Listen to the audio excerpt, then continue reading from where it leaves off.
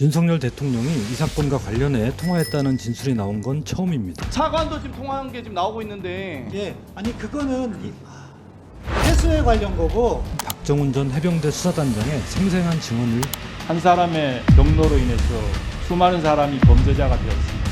대명청지 도대체 납득이 됩니다. 핵심 증인들은 변명과 모르쇠로 일관했습니다. 날짜를 착각했습니다. 기억은 사실상 하기 어렵습니다. 저는 기억력이 좀 부족해서 이종섭 전 국방부 장관, 신범철 전 국방부 차관, 임성근 전 해병대 이사단장은 증인 선서마저 거부했습니다. 특검을 통해 진실을 밝혀야 한다는 점을 분명히 확인한 청문회였습니다.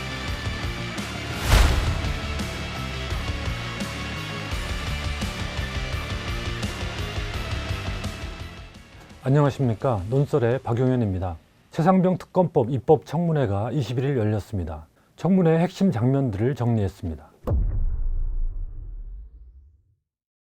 이번 청문회에서는 사건 기록 회수 과정을 대통령실이 주도한 정황이 추가로 확인됐습니다. 해병대 수사단이 경찰에 사건을 이첩하고 국방부가 이를 다시 회수한 지난해 8월 2일 윤석열 대통령이 낮 12시 7분, 12시 43분, 낮 12시 57분 세 차례에 걸쳐 우즈베키스탄에 출장 중이던 이종섭 장관과 개인 휴대전화로 통화했습니다. 같은 날 윤 대통령은 오후 1시 25분 역시 개인 휴대전화로 임기훈 대통령실 국방비서관과 통화했습니다. 이어 임 비서관은 유재은 국방부 법무관리관에게 전화하고 유 관리관은 다시 경북경찰청과 통화해 사건 기록을 회수하겠다고 알렸습니다. 윤 대통령은 이날 오후 4시 21분께 장관 직무대행 중이던 신범철 국방부 차관과도 직접 통화했습니다. 대통령실, 국방부, 경찰 사이에 긴박한 연락이 오간 당일의 통화 기록입니다. 최상병 사건 회수를 대통령실이 주도했고 그 정점에 윤 대통령이 있음을 가리키고 있습니다. 이번 청문회에서 신범철 국방부 차관은 대통령과의 통화가 사건 회수와 관련된 것이었다고 말했습니다. 윤석열 대통령이 이 사건과 관련해 통화했다는 진술이 나온 건 처음입니다.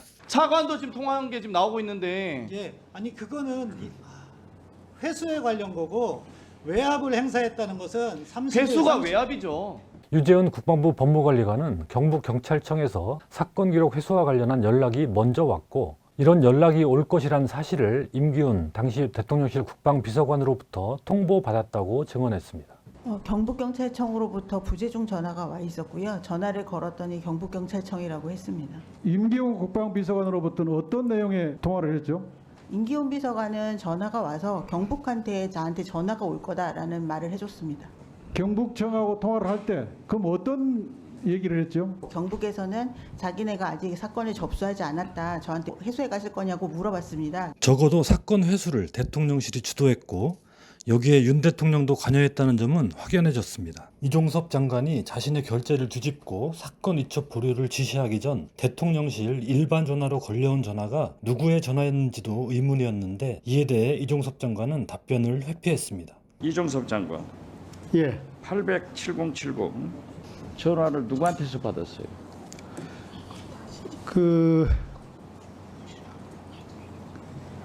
어떤 내용의 전화냐, 누구와의 전화냐 이것은 밝히는 것은 적절하지 않다고 생각합니다. 이건 또 밝히는 게 적절하지 않다.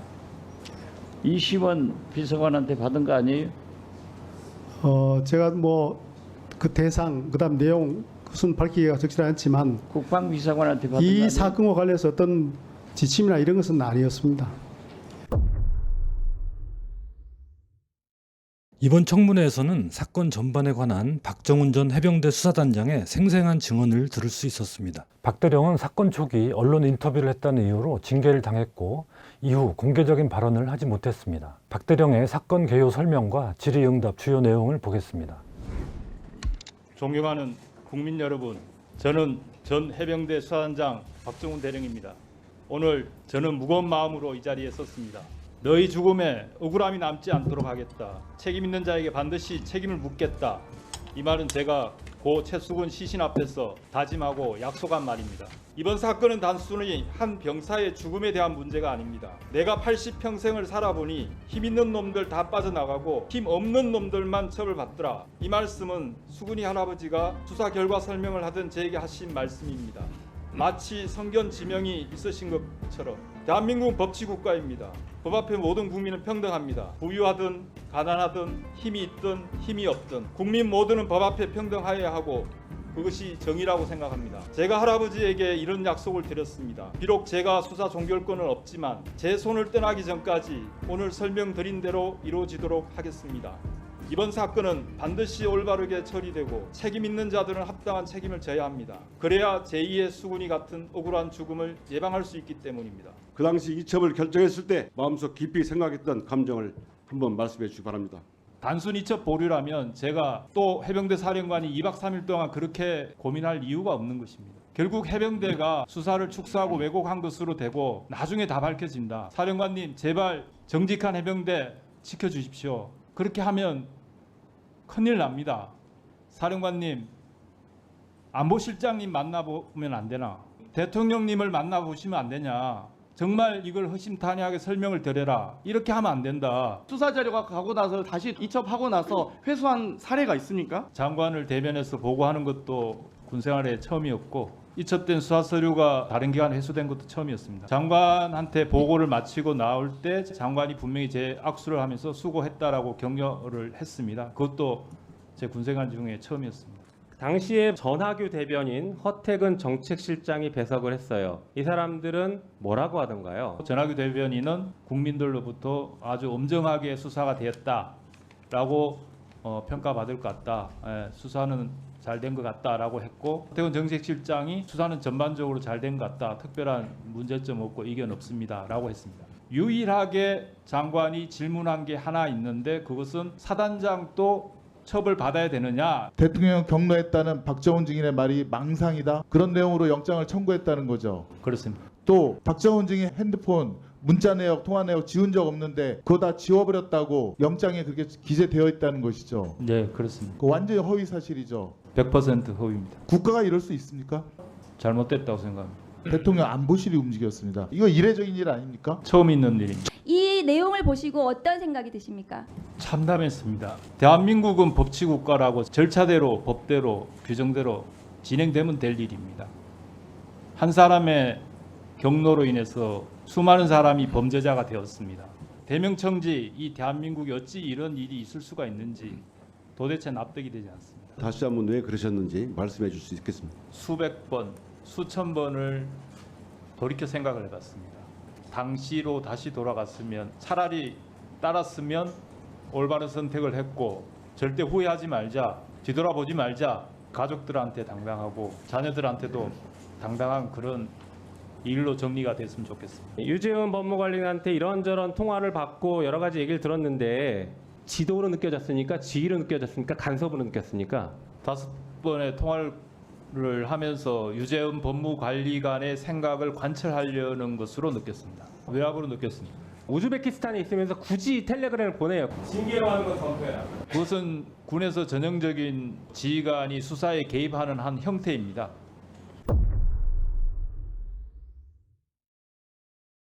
반면 이종섭 전 국방부 장관, 임성근 전 해병대 1사단장, 이시원 전 대통령실 공직기강 비서관, 임기훈 전 대통령실 국방비서관, 유재은 국방부 법무관리관 등 다른 핵심 증인들은 변명과 모르쇠로 일관했습니다. 신범철 증인 차관도 8월 2일에 대통령과 통화한 거 맞죠? 예, 통화. 거기에서 대통령께서 뭐라고 하시던가요? 대통령 수사 결과 다시 돌려 회수해 와라.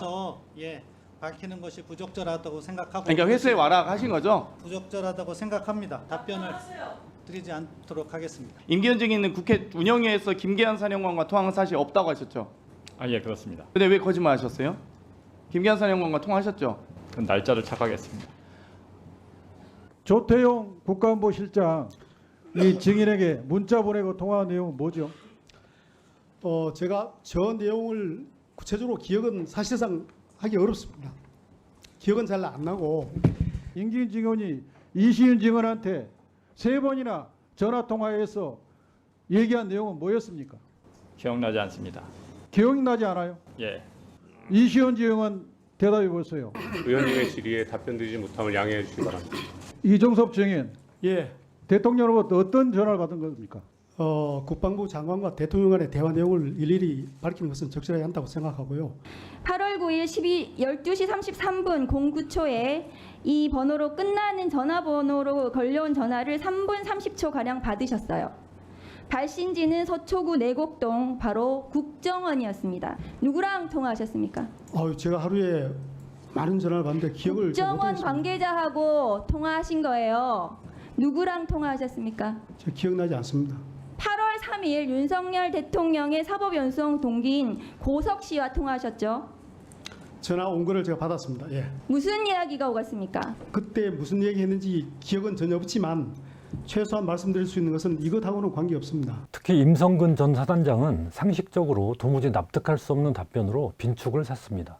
최상병이 숨진 날 아침 해병대 1사단 공보 정훈실장이 카카오톡으로 해병대 활동상을 다룬 사진과 기사를 보내자 훌륭하게 공보활동이 이루어졌구나라고 칭찬했는데, 이 사진에는 해병대원들이 허벅지 높이까지 물에 들어가 수색하는 장면이 담겨 있었습니다. 그런데도 수중수색이 이루어졌다는 사실을 이날 저녁에야 알았다고 주장했습니다.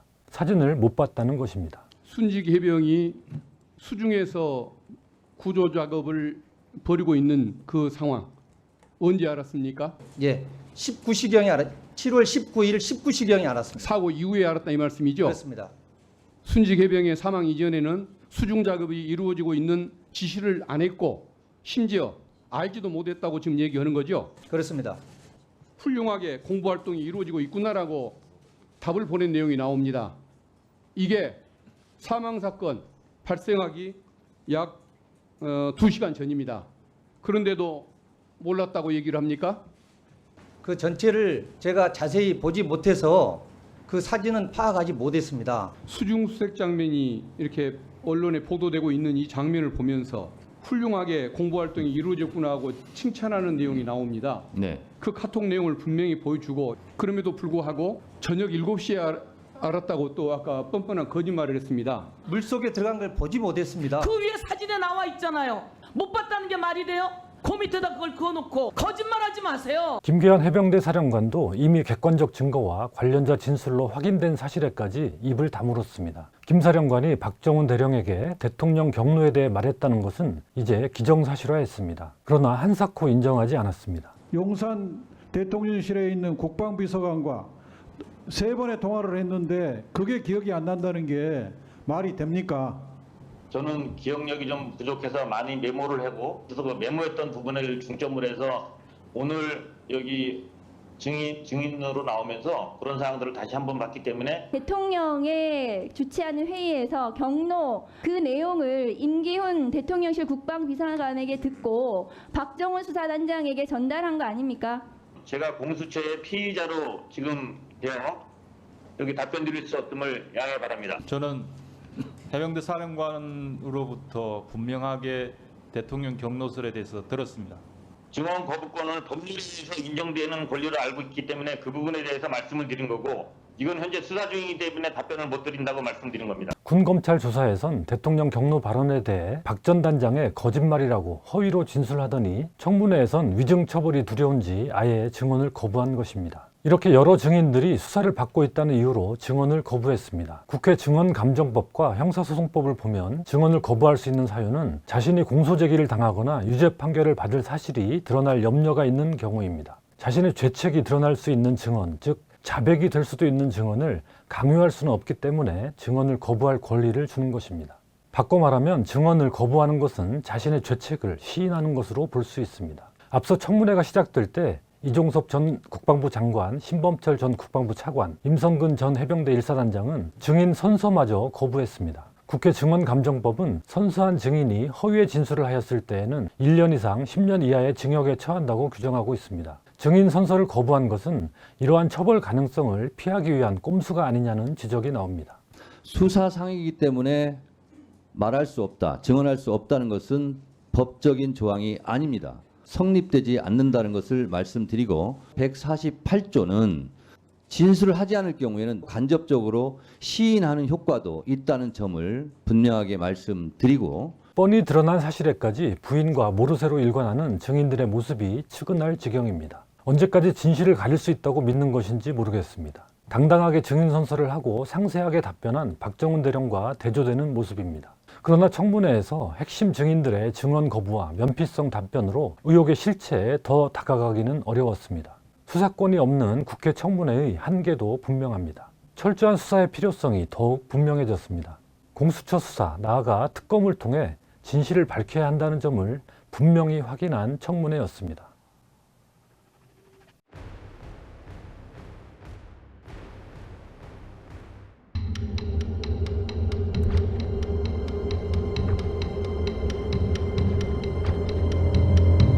침묵은 편하다.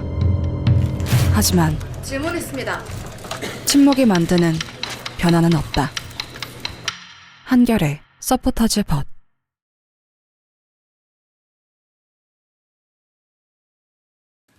막대한 양의 석유와 가스가 매장돼 있을 가능성이 높다는 실무진 발표라면 모를까. 대통령이 나서서 직접 말했으니 가능성이 높아 보이는 착시 효과를 두었다. 논쟁의 대상으로 만든 대통령에게 깊은 유감을 느낀다. 윤석열 정부의 포레스트 검프처럼 모든 역사적 순간에 나타난 천공은 대통령 발표 2주 전 파면 다 나와.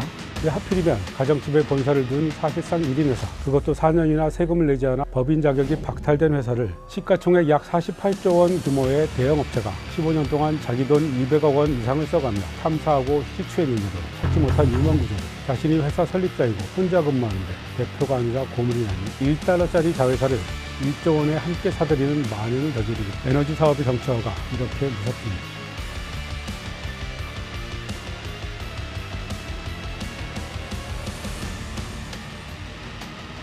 안녕하세요. 논설의 이재성입니다. 포항 영일만 앞바다에 막대한 양의 석유와 가스가 매장돼 있을 가능성이 높다는 윤석열 대통령의 갑작스러운 발표 이후 관련 의혹이 쏟아지고 있습니다. 의혹을 받는 주체별로 보면 대통령, 한국석유공사, 액트지오 이렇게 크게 세 항목으로 나눌 수 있습니다. 하나하나 살펴보겠습니다. 우리나라에 막대한 양의 석유와 가스가 매장돼 있다는데 싫어할 국민은 없습니다. 오히려 환호해야 마땅합니다. 하지만 환호는 찾아보기 어렵고 의심과 걱정이 넘쳐납니다. 많은 전문가는 그 이유를 대통령이 직접 발표했기 때문이라고 말합니다. 실무진 발표라면 모를까. 대통령이 나서서 직접 말했으니 가능성이 높아 보이는 착시 효과를 주었다. 석유공사 사장이 시추 계획을 발표했다면 아무런 논란이 없었을 텐데 윤석열 대통령이 직접 발표하면서 주목도가 커진 것 같다. 절차에 따라 진행되던 프로젝트를 부적절한 방식의 발표 표현들로 논쟁의 대상으로 만든 대통령에게 깊은 유감을 느낀다. 이번 사태로 인한 후유증을 수습하기 위해 동분서주하는 선후배들의 모습이 안쓰럽다. 시추도 하기 전의 물리탐사 결과를 대통령이 직접 발표하면서 관심과 의혹이 동시에 커졌다는 얘기입니다. 더구나 대통령이 막대한 양의 최상급 표현을 썼고 산업통상자원부 장관은 현재 가치로 따져보면 삼성 총 시총의 5배 정도가 됩니다. 정부 최고위 책임자들이 앞장서서 부풀리니 관심이 집중되지 않을 수 없습니다. 실제로 2004년부터 2021년까지 천연가스를 생산했던 동해가스전과 비교해도 정부의 대응이 지나치다는 걸 알 수 있습니다. 동해가스전은 이번 정부 발표에도 포함되어 있는 제6-1 중부 및 동부 광구의 남쪽에 있는데요. 울산에서 남동쪽으로 58km 지점에 있는 이 가스전을 시추 탐사한 것은 1998년이고 매장량을 정확하게 평가하는 평가 시추를 통해 경제성이 있는 것으로 확인된 것은 1999년입니다. 유전 개발은 지질 조사, 물리 탐사, 시추 탐사, 평가 시추, 유전 개발 기획, 생산의 순서로 이뤄집니다. 산업부와 석유공사가 유전 개발을 공식 선언한 것은 2000년입니다. 이때 처음 산업부 장관이 나섭니다. 대통령은 나서지 않았습니다. 기름 한 방울도 나지 않는 줄 알았던 우리나라가 불과 몇 년 전까지 천연가스를 생산하는 나라였다는 사실을 많은 국민이 몰랐던 건 당시 김대중 정부와 노무현 정부가 대대적으로 홍보하지 않았기 때문입니다. 물론 산출량이 적어서 그랬을 수도 있습니다. 7년 동안 약 4,500만 배럴의 가스를 생산한 뒤 문을 닫았는데 총 매출 2조 6천억 원에 1조 4천억 원의 순이익을 남긴 것으로 집계됐습니다. 문제는 윤 대통령이 시추 탐사도 하기 전에 탐사자원 추정량의 최대치만 부각해 과장했다는 점입니다. 석유공사가 자문을 맡긴 미국의 자원탐사업체 액트지오는 동해 일대의 석유 환산 기준으로 최소 35억 배럴에서 최대 140억 배럴의 가스와 석유가 매장된 것으로 추정한다고 밝혔습니다. 최소와 최대의 격차가 큰 이유는 아직 뚜껑을 열어보지 않고 자료만으로 분석한 결과이기 때문입니다. 최근에 최대 140억 배럴에 달하는 석유와 가스가 매장되어 있을 가능성이 남미 가이아나 광구의 110억 배럴보다도 더 많은 탐사 자원량이라 할 수 있습니다. 21세기에 발견된 최대 심해 유전인 가이아나 유전과 비교하며 장밋빛을 덧칠합니다. 전문가들은 이렇게 비판합니다. 110억에서 120억 배럴로 추정되는 가야나 유전의 매장량은 실제 시추를 통해 추정된 양이다.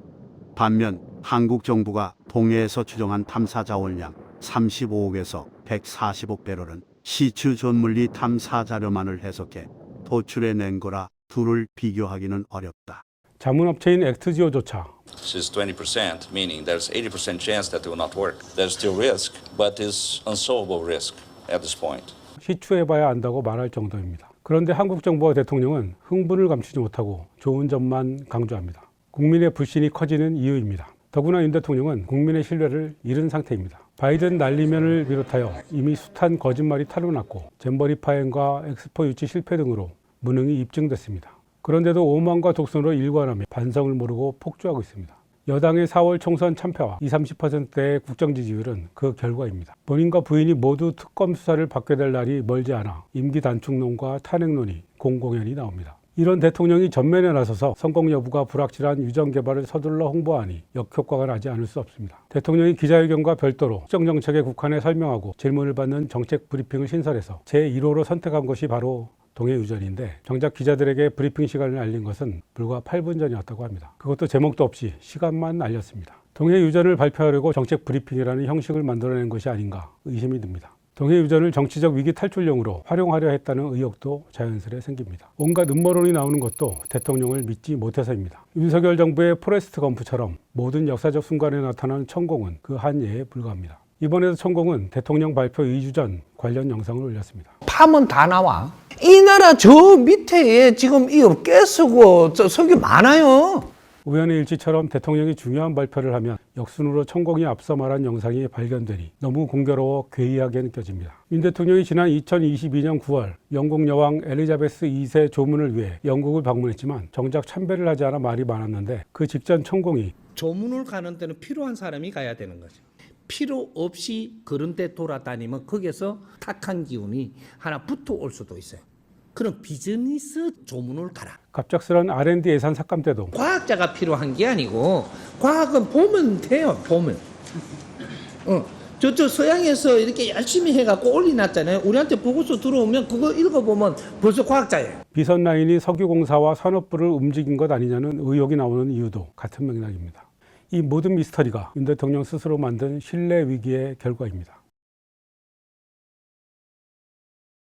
석유공사에 대한 의혹의 핵심은 왜 액트지오에 자문을 맡겼느냐입니다. 왜 하필이면 가정집에 본사를 둔 사실상 1인 회사, 그것도 4년이나 세금을 내지 않아 법인 자격이 박탈된 회사를 골랐느냐 하는 것입니다. 국내에선 사소한 정부 입찰 하나 받으려고 해도 납세 증명서가 필요한데 시추공 하나에 1천억 원이 들어가는 대형 프로젝트에 이런 무자격 회사를 참여시킨 이유가 무엇이냐 하는 합리적인 의심입니다. 비선실세 배우설이 나오는 이유입니다. 하나씩 풀어가 보죠.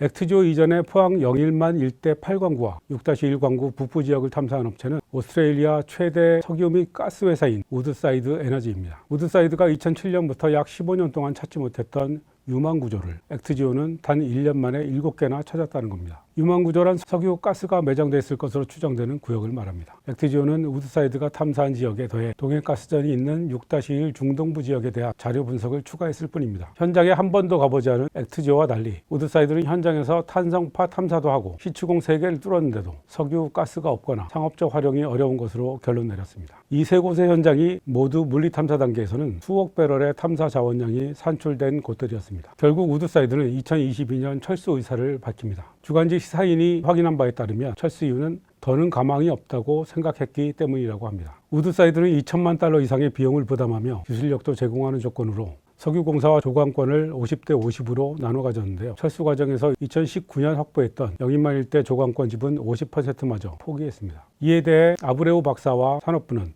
그 배경을 보면은 BHP사와 이미 그 합병 논의가 지속되고 있었던 것으로 자산 구조조정을 하는 과정에서 동해유전 개발을 포기한 것이라고 설명합니다. 하지만 그렇다고 해서 우드사이드가 기존 투자와 노력을 남김없이 청산할 만큼 사업성이 없다고 평가한 사실이 사라지지는 않습니다. 정리하면 이렇습니다. 시가총액 약 48조 원 규모의 대형 업체가 15년 동안 자기 돈 200억 원 이상을 써가며 탐사하고 시추했는데도 찾지 못한 유망 구조를 연평균 매출 약 3,800만 원짜리 1인 회사가 자료 분석만으로 1년 만에 7개나 발견한 것입니다. 액트지오가 분석한 자료는 우드사이드와 석유공사가 함께한 작업이 대부분일 텐데 대체 어떤 신묘한 기술이 있었길래 가능한 일인지 궁금할 따름입니다.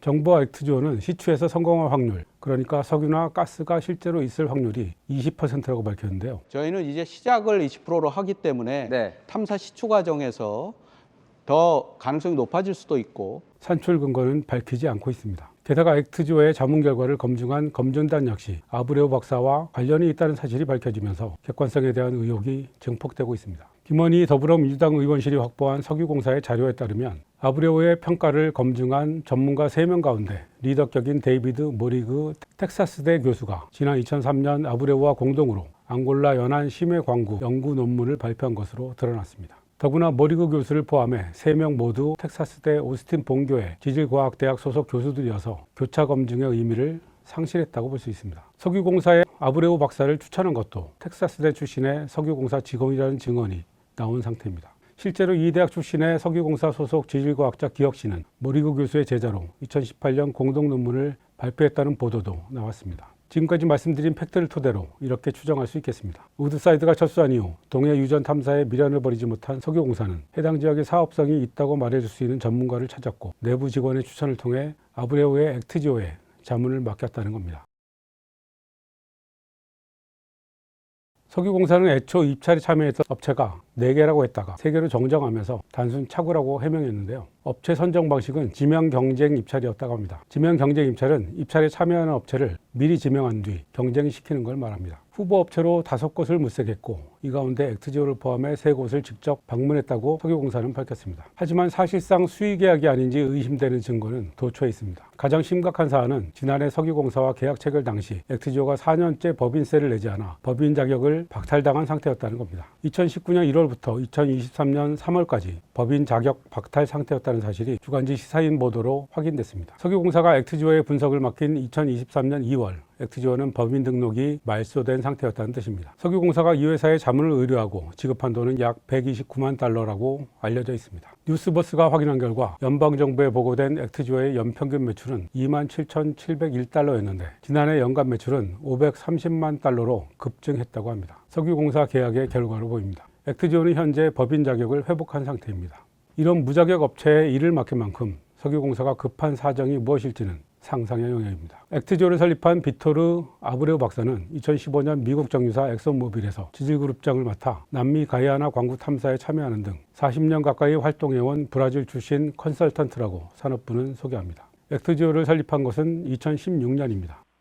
엑손모빌의 지질그룹장을 지냈다고 했는데 제가 인터뷰한 석유 전문가는 그런 직책은 처음 들어봤다고 합니다. 객관적으로 세계적이라는 수식어를 붙일 만한 경력이나 근거도 부족하다는 건데요. 아브레우가 회장을 지냈다는 미국 퇴적학회는 소규모의 이른바 특화학회라는 게 김 박사 주장입니다. 반면 최경식 서울대 교수는 이번은 이제 물론 개인이지만 메이저 석유 회사에서 그렇게 페트로보라나 엑소모빌에서 한 30년 넘게 서바이벌 했다는 것 자체가 거긴 되게 살벌한 조직이거든요. 내부에 경쟁을 시켜서 떨어진다 싶으면 바로 퇴출이 되기 때문에 그런 지역에서 오랫동안 머물렀다고 하는 것 자체가 어떻게 보면 실력을 방증하는 것이라고. 경력까지 모두 거짓으로 몰아붙일 상황은 아닌 것 같습니다.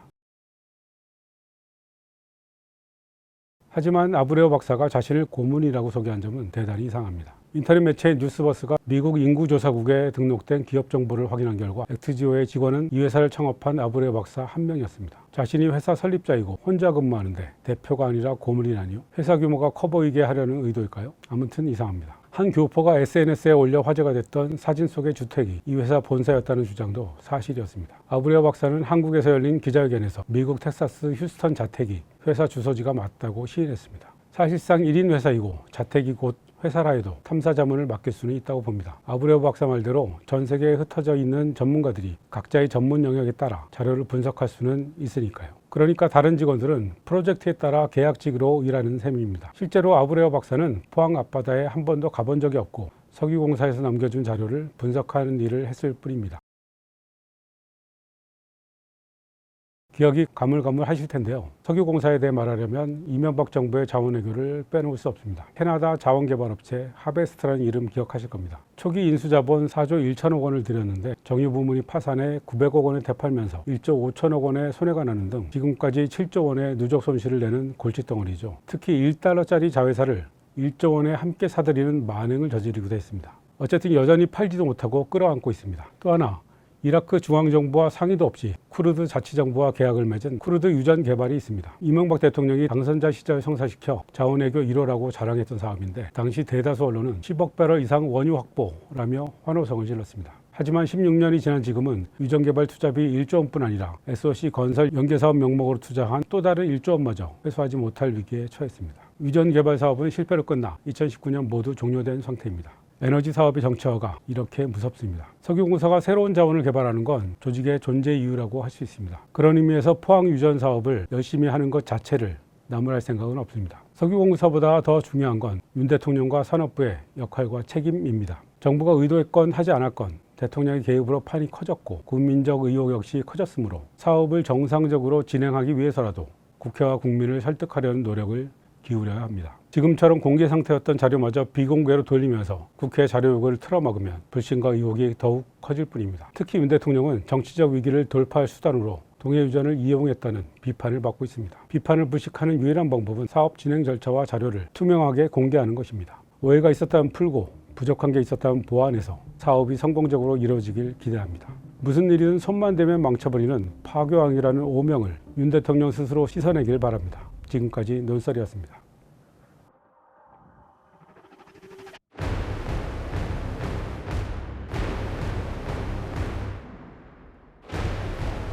대통령의 너무나도 명백하고 노골적인 수사 개입. 사망 사건이 탁 터지면 위에서 딱 정해줘요. 네. 전혀 팩트가 그게 아닌데도 그걸 벗어날 수가 없어요. 이런 얘기죠. 9달 동안 대통령 경로에 대해서 거짓말 해왔거든요. 왜 대통령이 스스로 잘못을 적절할 때 인정하지 못하고 끝까지 가느냐. 이건 감추고자 하는 비밀이 아직도 많이 남아있기 때문이고 그 비밀은 핵심이 두 가지일 거다. 그것이 밝혀지면 정권의 존립 자체를 뿌리째 흔들어 버리니까 이들 간의 커넥션이 다 밝혀지면 거대한 게이트 사건이죠. 박정훈 하나를 죽이려고 그렇게까지. 그러니까 해병대는 누가 명령했느냐가 중요한 게 아니라 무엇을 명령했느냐를 중요하게 보는 거고 그게 설사 절대 권력자의 명령이라 하더라도 정당하지 않은 명령은 우리 해병은 따르지 않는다.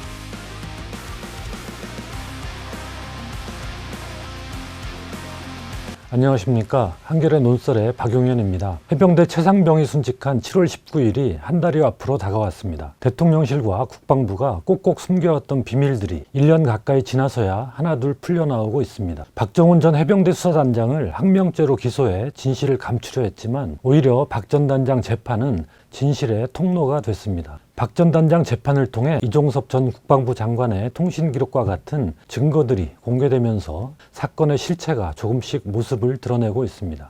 수사 같은 재판이 된 것입니다. 그러나 아직도 밝혀져야 할 대목이 많습니다. 공수처 수사와 특검 도입은 여러 난관과 방해에 부딪히고 있습니다. 박 전 단장 재판은 이제 절반쯤 진행됐다고 합니다. 박 전 단장 변호인인 김정민 변호사를 만나 지금까지 드러난 사실을 바탕으로 사건의 본질을 되짚어보고 아직 풀리지 않는 의문들에 대해 들어봤습니다.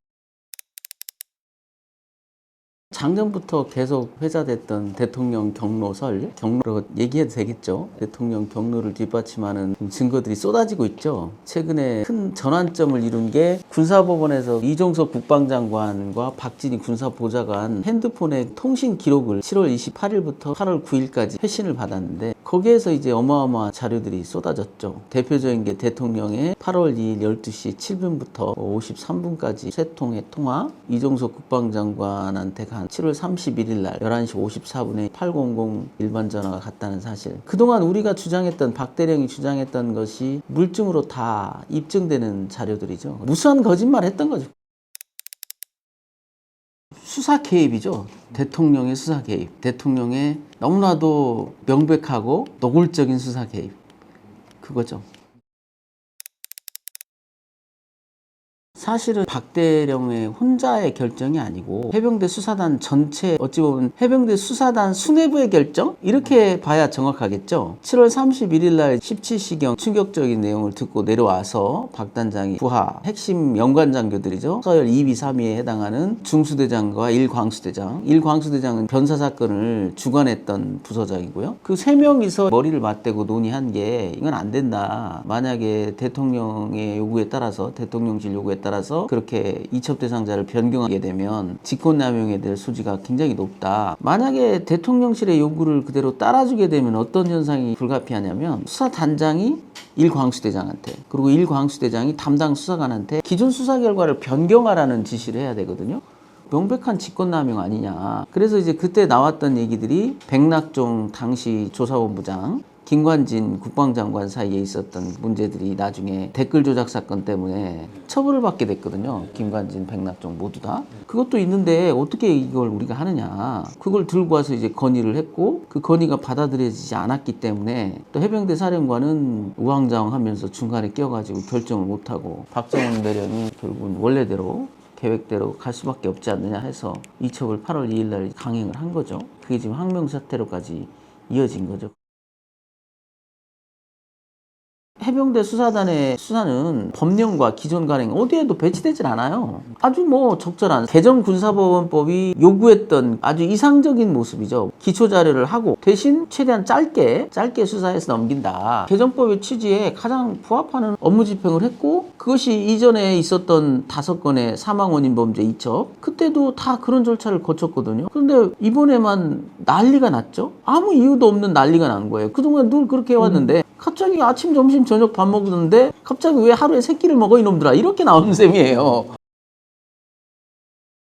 저는 수사권이 없다라는 게 대한민국의 이 발달된 선진국 대열에 들어간 대한민국이라는 나라에서 행정부 수반이자 국가 원수인 대통령이 저지를 수 있는 법리 오해냐 이거예요.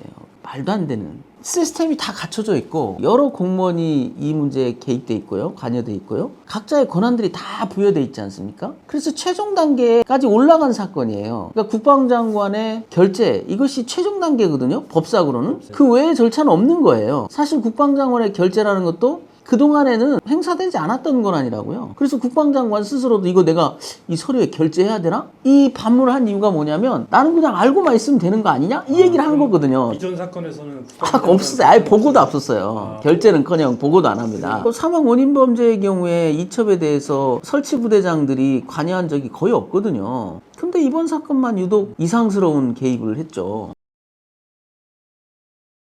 자꾸 군에서 들여다보니까 문제가 많이 생기더라. 그런 거예요. 그래서 군에서 개입하지 말라. 가장 뜨거운 감자가 된 게 이 사망 원인 범죄예요. 왜냐하면 과거에 우리가 군사경찰에서 사망사건과 관련된 사건을 조사하면서 은폐 이게 많았거든요. 축소, 왜곡, 은폐가 가장 많이 벌어졌던 게 사망과 관련된 문제들이었습니다. 왜냐하면 사망사건 하면 소속 부대장의 어떤 인사상의 불이익도 굉장히 크고 그러다 보니까 축소하고 싶은 욕망이 굉장히 컸던 거예요. 대표적으로 제가 경험했던 것들 중에도 윤일병 사건 아니었겠습니까? 또 윤일병 사건도 만약에 지금처럼 민간에서 관할을 갖고 있었다면 뭐 살인죄 기소 여부에 대해서 민간 경찰 검찰들이 판단했을 텐데 군에서 판단하다 보니까 이제 좀 오류가 생긴 거죠. 왜곡도 좀 있었고요. 사망 사건이 탁 터지면 위에서 딱 정해줘요. 여기까지. 처음에 아직 원인이 규명되지도 않은 채 어떤 지휘관이 결정을 해준다. 아웃라인을 이렇게.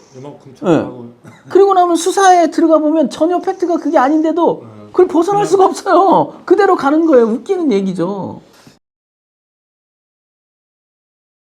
바로 그거예요. 대통령의 그 섣부른 판단. 이런 일로 사단장을 이런 일이 뭔데? 자기가 알아? 자기가 아냐고 무슨 짓을 했는지. 임성근 사단장의 잘못이 무엇인지 본인이 제대로 알지도 못하면서 이런 일로 사단장을 이런 일이 뭐냐고요. 비유를 든 게 그겁니다. 아니 그러면 의사 선생님이 대통령이 되면 국립대학병원에서 벌어진 수술에 다 들어가서 레스트 해야 되나요? 야 이거 거기 째면 안 돼. 이런 거 아니에요. 대통령은 고차원적인 정책 판단을 할 수는 있겠죠. 보다 높은 고차원적인 법리 판단을 왜 자기가 하냐고요. 판사가 아닌데.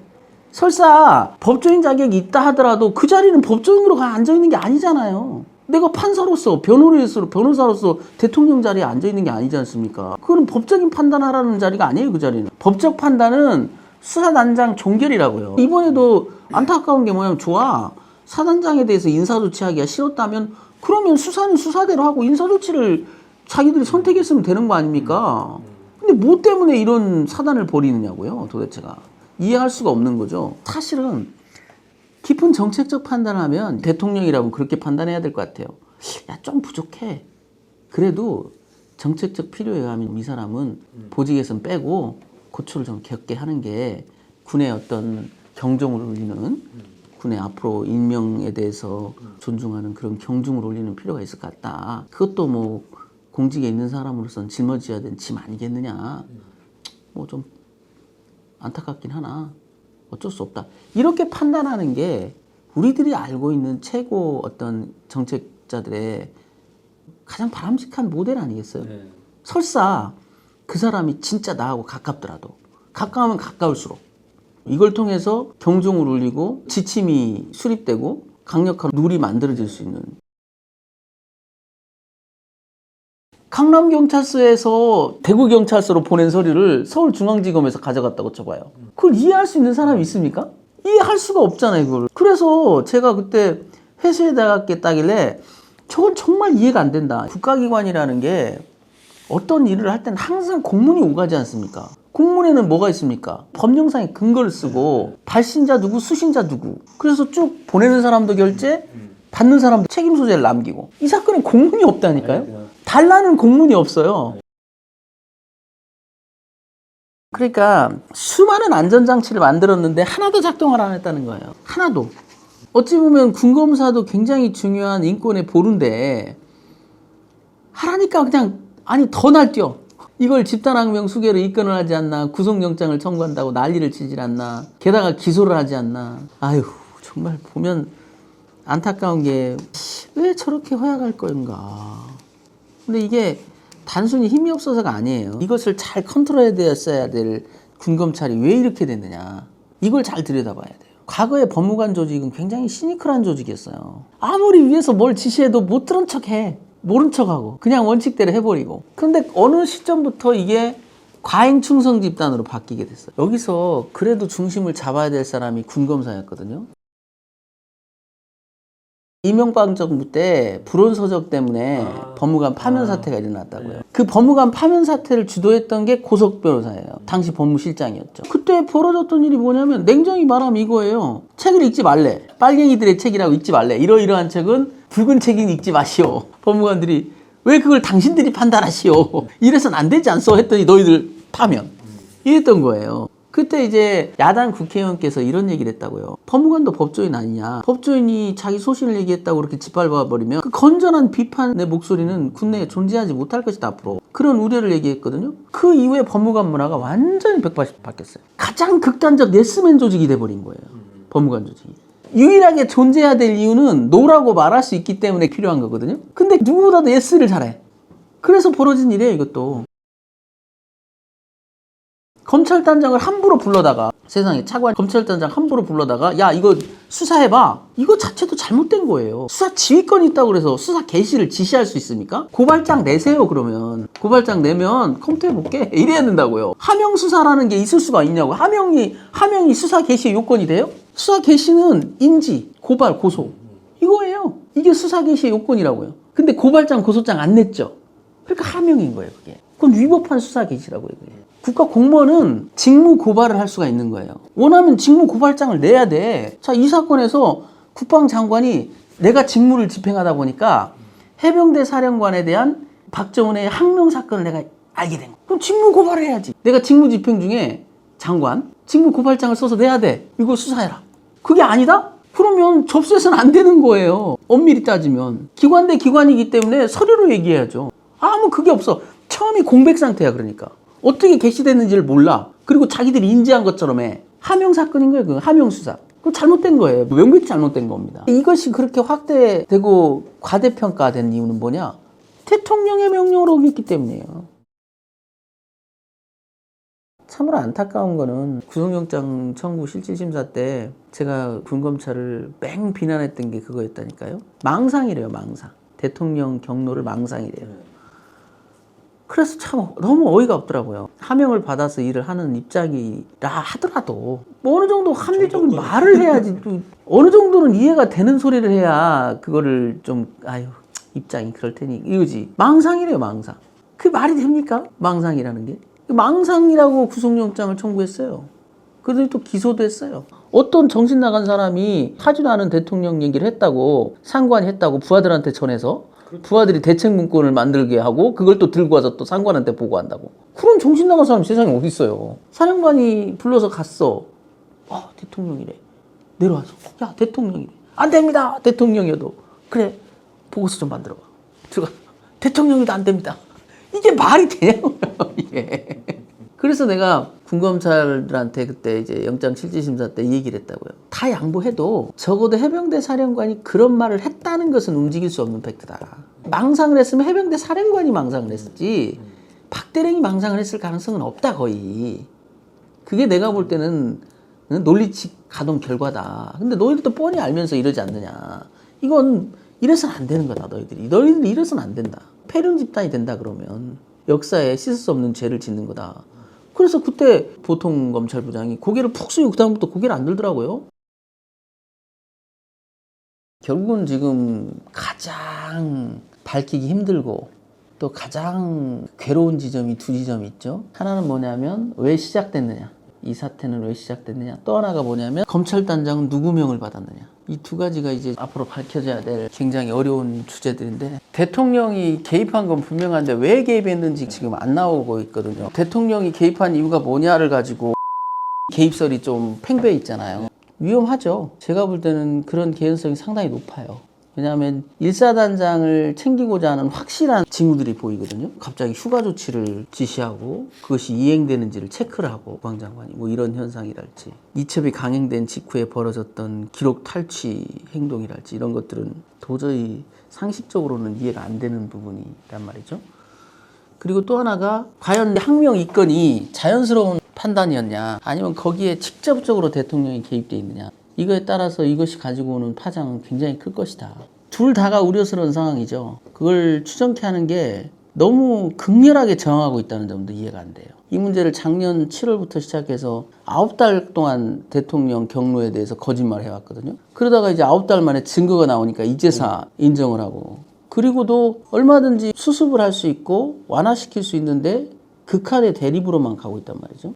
이건 더 깊은 연유가 있기 때문에, 밝힐 수 없는 뭔가가 있기 때문에 그러는 거 아니냐는 거예요. 지금까지 드러난 게 다가 아니기 때문에. 지금 와서 보면 국방장관을 그때 내보내려고 했던 이유를 이제는 알겠죠. 이 지경이니 내보내서 일단 직접 입을 열지는 못하도록이라도 해놔야 되겠다라는 생각을 했을 수도 있었을 것 같아요. 그런 관점에서 보면 이 상황도 먼 훗날에 더 밝혀지는 팩트가 있다면 이해가 될 거라고요. 왜 대통령이 스스로 잘못을 적절할 때 인정하지 못하고 끝까지 가느냐.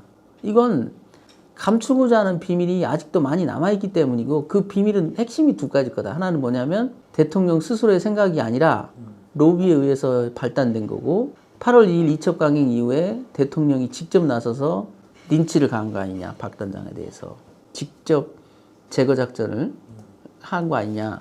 이 두 가지 때문에 그것이 밝혀지면 정권의 존립 자체를 뿌리째 흔들어 버리니까 밝힐 수 없는 걸 거다. 그런 정권 붕괴에 대한 두려움 때문에 이런 현상이 나오는 거 아닌가. 지금 잘하고는 있는데, 근데 워낙 이제 뭐 인력이 부족하다 보니까 인력 부족이 심각해요. 도대체가 인력 부족이 너무 심각하니까 당장 신병 처리를 하기가 힘들다니까요. 왜냐하면 신병 처리라면 구속 기간 내에 기소를 해야 된다고요. 바로 기소를 해야 되는데 분리 기소한다면 모를까. 공수처는 지금 수사가 전체적인 걸로 보면 3분의 1도 못한 것 같은데, 해야 될 게 워낙 많아가지고. 저는 그래서 원론적으로 가자. 우리 재판을 최대한 확대해가지고 우리가 수사하는 수밖에. 그래서 변호인들이 다 지금 투덜거리고 있잖아요. 우리가 이거 뭐 수사해야 되냐, 우리가 특검이냐고. 아유, 100% 확보했죠. 공수처는 훨씬 넓은 범위에서 다 확보했습니다. 전혀 걱정 안 해도 돼요.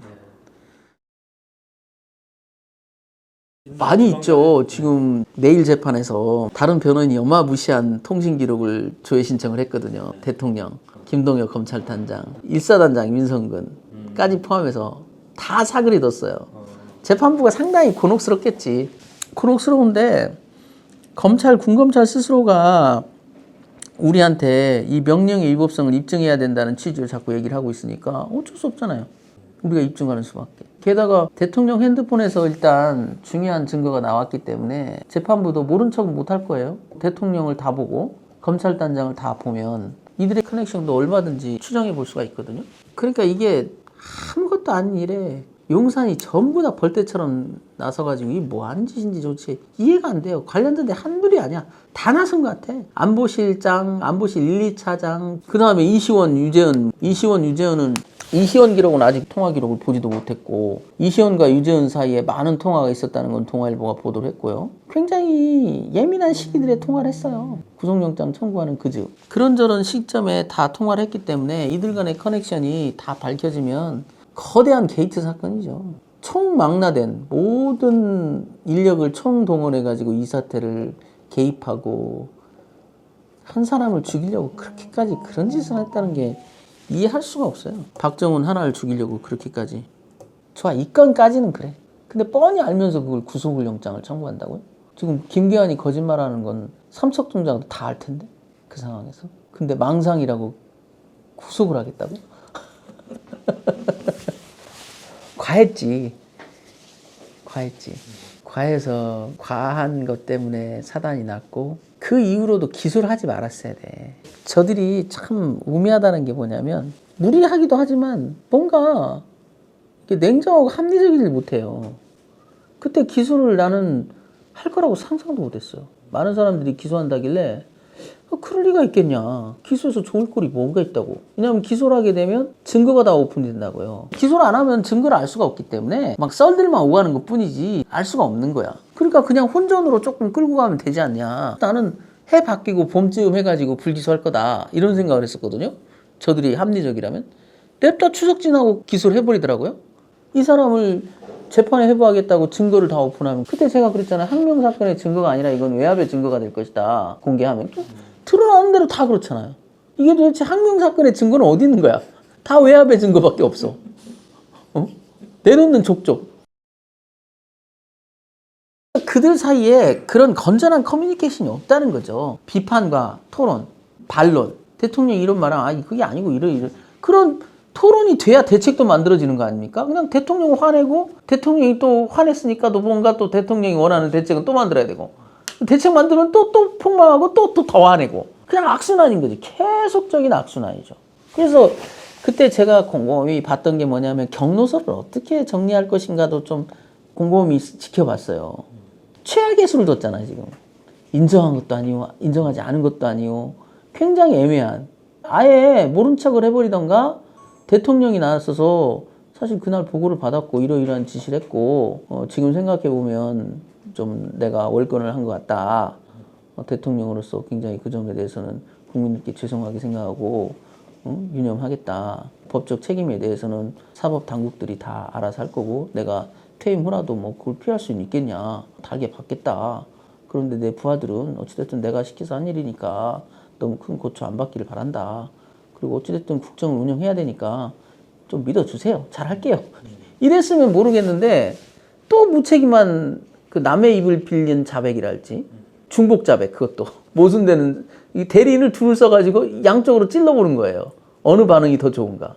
둘 다 반응이 안 좋지.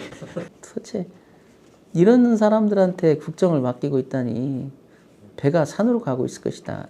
이번 일도 냉정히 보면 박 단장은 어찌됐든 대통령의 명을 받았다고 생각을 하는 거예요. 왜냐하면 엄정히 수사하라고 했으니까. 대통령이 와서 그때 엄정 수사하라고 난리 친 것도 사실이거든요. 이런 걸 좀 저는 느꼈는데요. 예를 들어서 뭐 내가 군법무관 출신이어도 내가 군법무관은 아니잖아요. 군법무관 출신인 거지. 그러니까 과거에 내가 몸담았던 조직에 대해서 그 정도를 생각하는 게 상식선인데 해병대는 안 그런 것 같아요.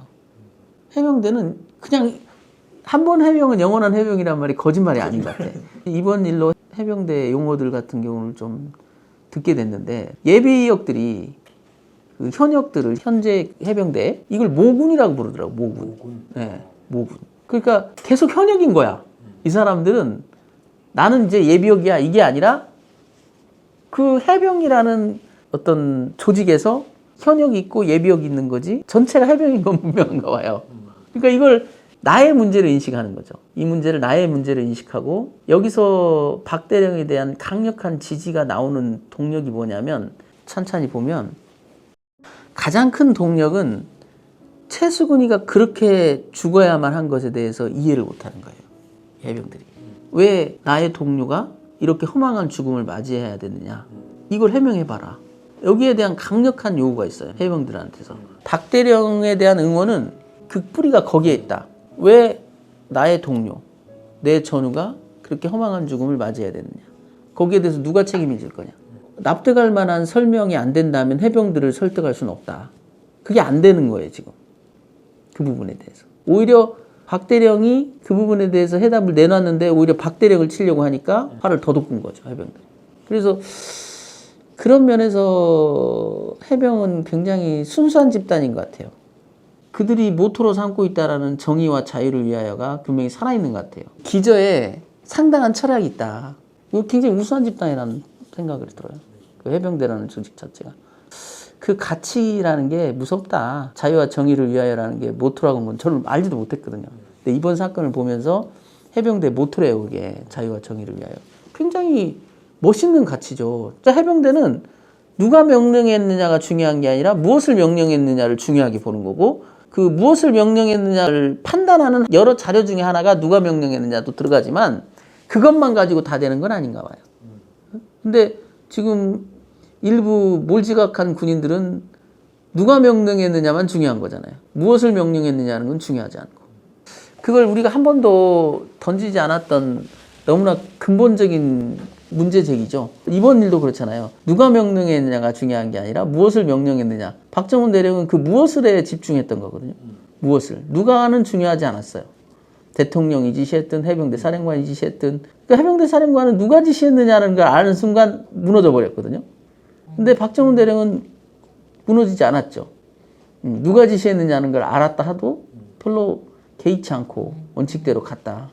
그게 되게 가치 있는 일이고 해병대원들이 지금도 많은 해병대원들이 박정훈 대령을 이제 당신이야말로 해병대 정신을 구현한 사람이다라고 많은 예비역들이 진짜 진심 어린 응원을 보내는 게 그게 용기였다는 거죠. 무엇을 명령했느냐. 그게 설사 절대 권력자의 명령이라 하더라도 정당하지 않은 명령은 우리 해병은 따르지 않는다. 그래서 과거에도 육사 애들이 제일 무서워했던 게 해병이래요. 자기가 쿠데타를 하거나 이럴 때 항상 찜찜해했던 게 해병이라거든요. 그래서 이번 일은 굉장히 아마 뭐 어떤 형태로 나중에 역사에 기억될지 모르지만 우리한테 시사하는 게 많을 것 같다라는 생각이 들어요.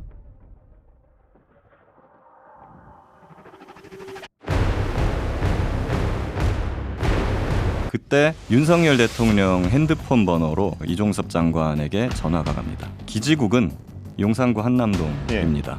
여기는 윤 대통령 관저가 있는 곳. 박정훈 당시 해병대 수사 단장은 보직을 해임당하고 이름도 무시무시한 집단 항명 수괴 혐의를 받는 피의자 신세가 항명 혹은 항명 수괴 그것도 결국 대통령 혹은 대통령실로부터 나온 게 아닐까 이런 의심하신다는 거죠? 저는 아예 대통령이 직접 지시했을 가능성도 있다고 봐요. 그러니까 이게 어떤 그냥 직권남용이 아니에요. 이거는 군의 사법체계 골간을 뿌리채 흔드는 직권남용입니다. 갈수록 윤 대통령이 출발점이자 종착역임이 분명해지고 이쯤 되면 윤석열 대통령을 피의자로 전환하고 즉각 수사해야 하는 것 아니겠습니까? 왜 대통령께서 이렇게까지 해병대의 고위 장성을 보호해야만 했을까? 또 다른 배후가 있는 게 아닌지 의심을 안 할 수가 없는 거 아니겠습니까? 이쯤 가면요, 이제 최혜병 특검에서 이름을 바꿔야 된다. 그렇지. 이제는 윤석열 특검이라고. 이제는 야당들이 국민들과 함께 저는 윤석열 정권 퇴진 운동에 나서는 게 맞다. 국가 핵심 역량이 총동원돼 대통령의 부당한 수사 개입과 외압을 실행하고 동시에 은폐하려 한 것이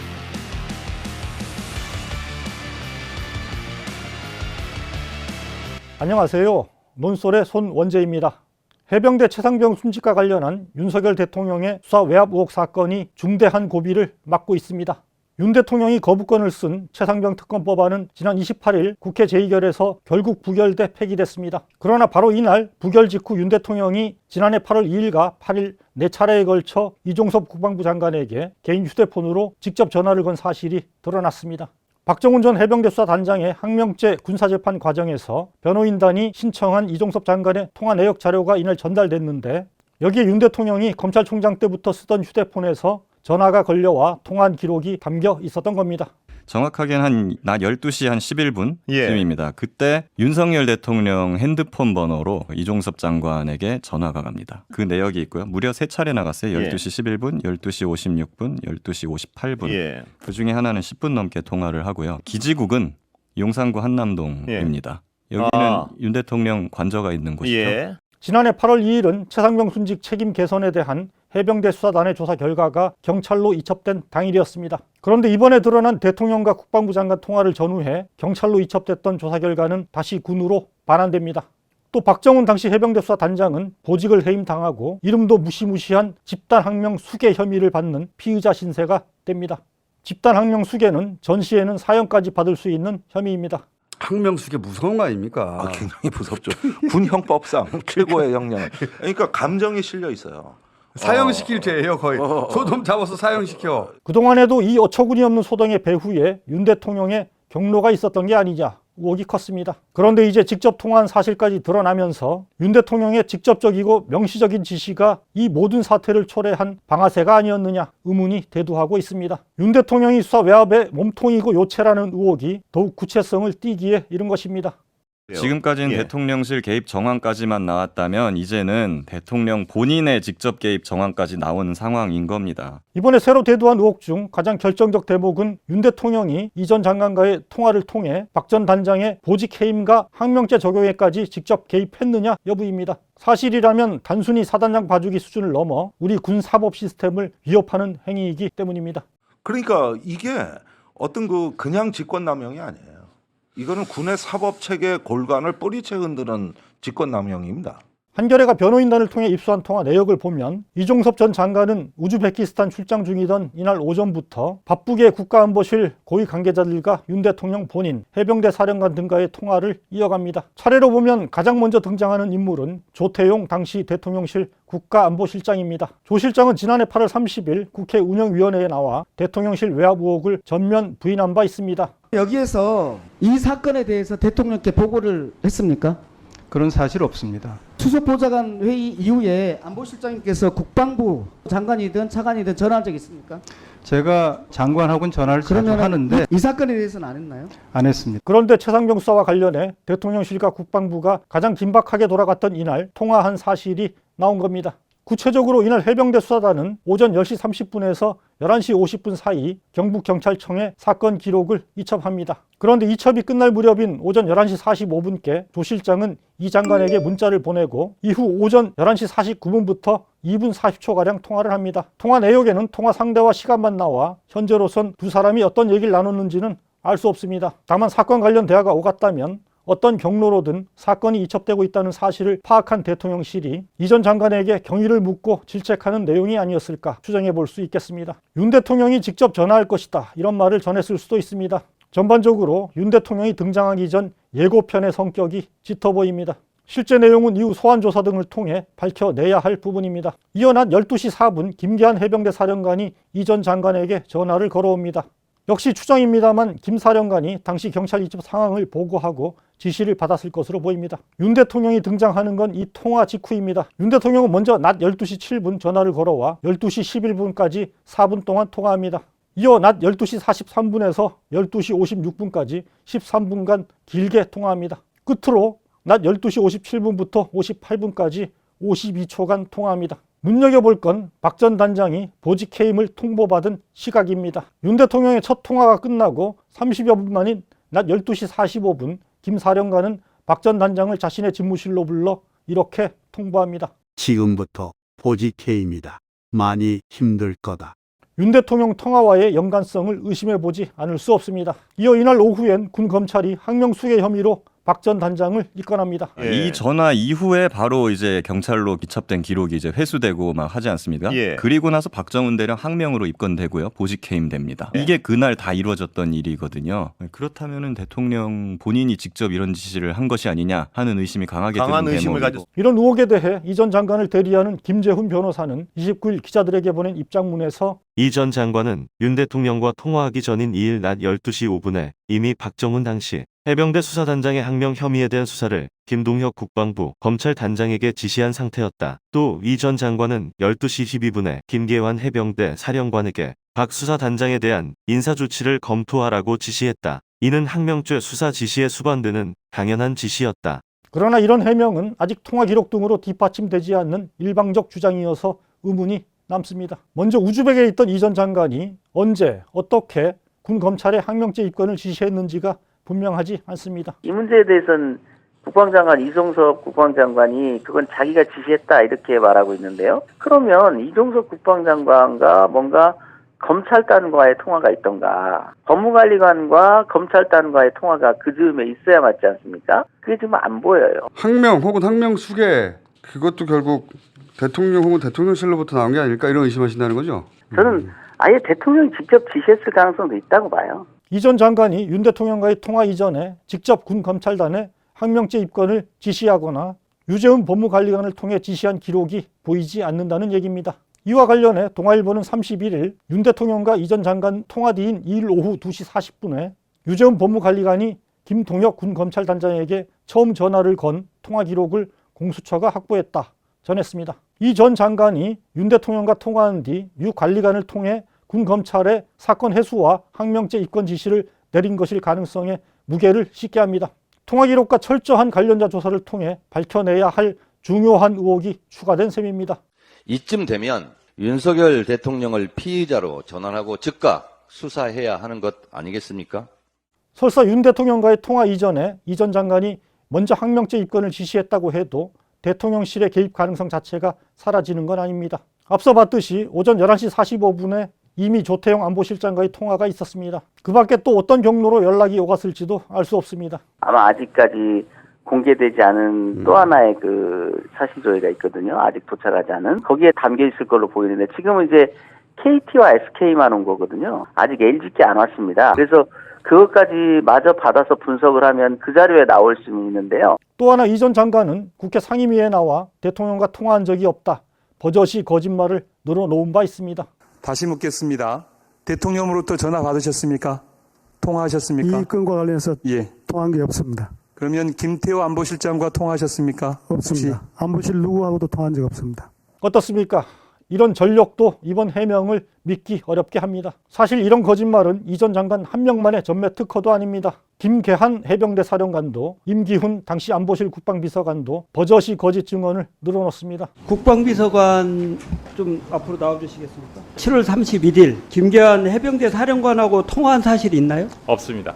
통화하는 걸 옆에서 들었다 이렇게 보고 있는데 7월 31일 당일날 제가 해병대 사령관하고 통화한 적이 없습니다.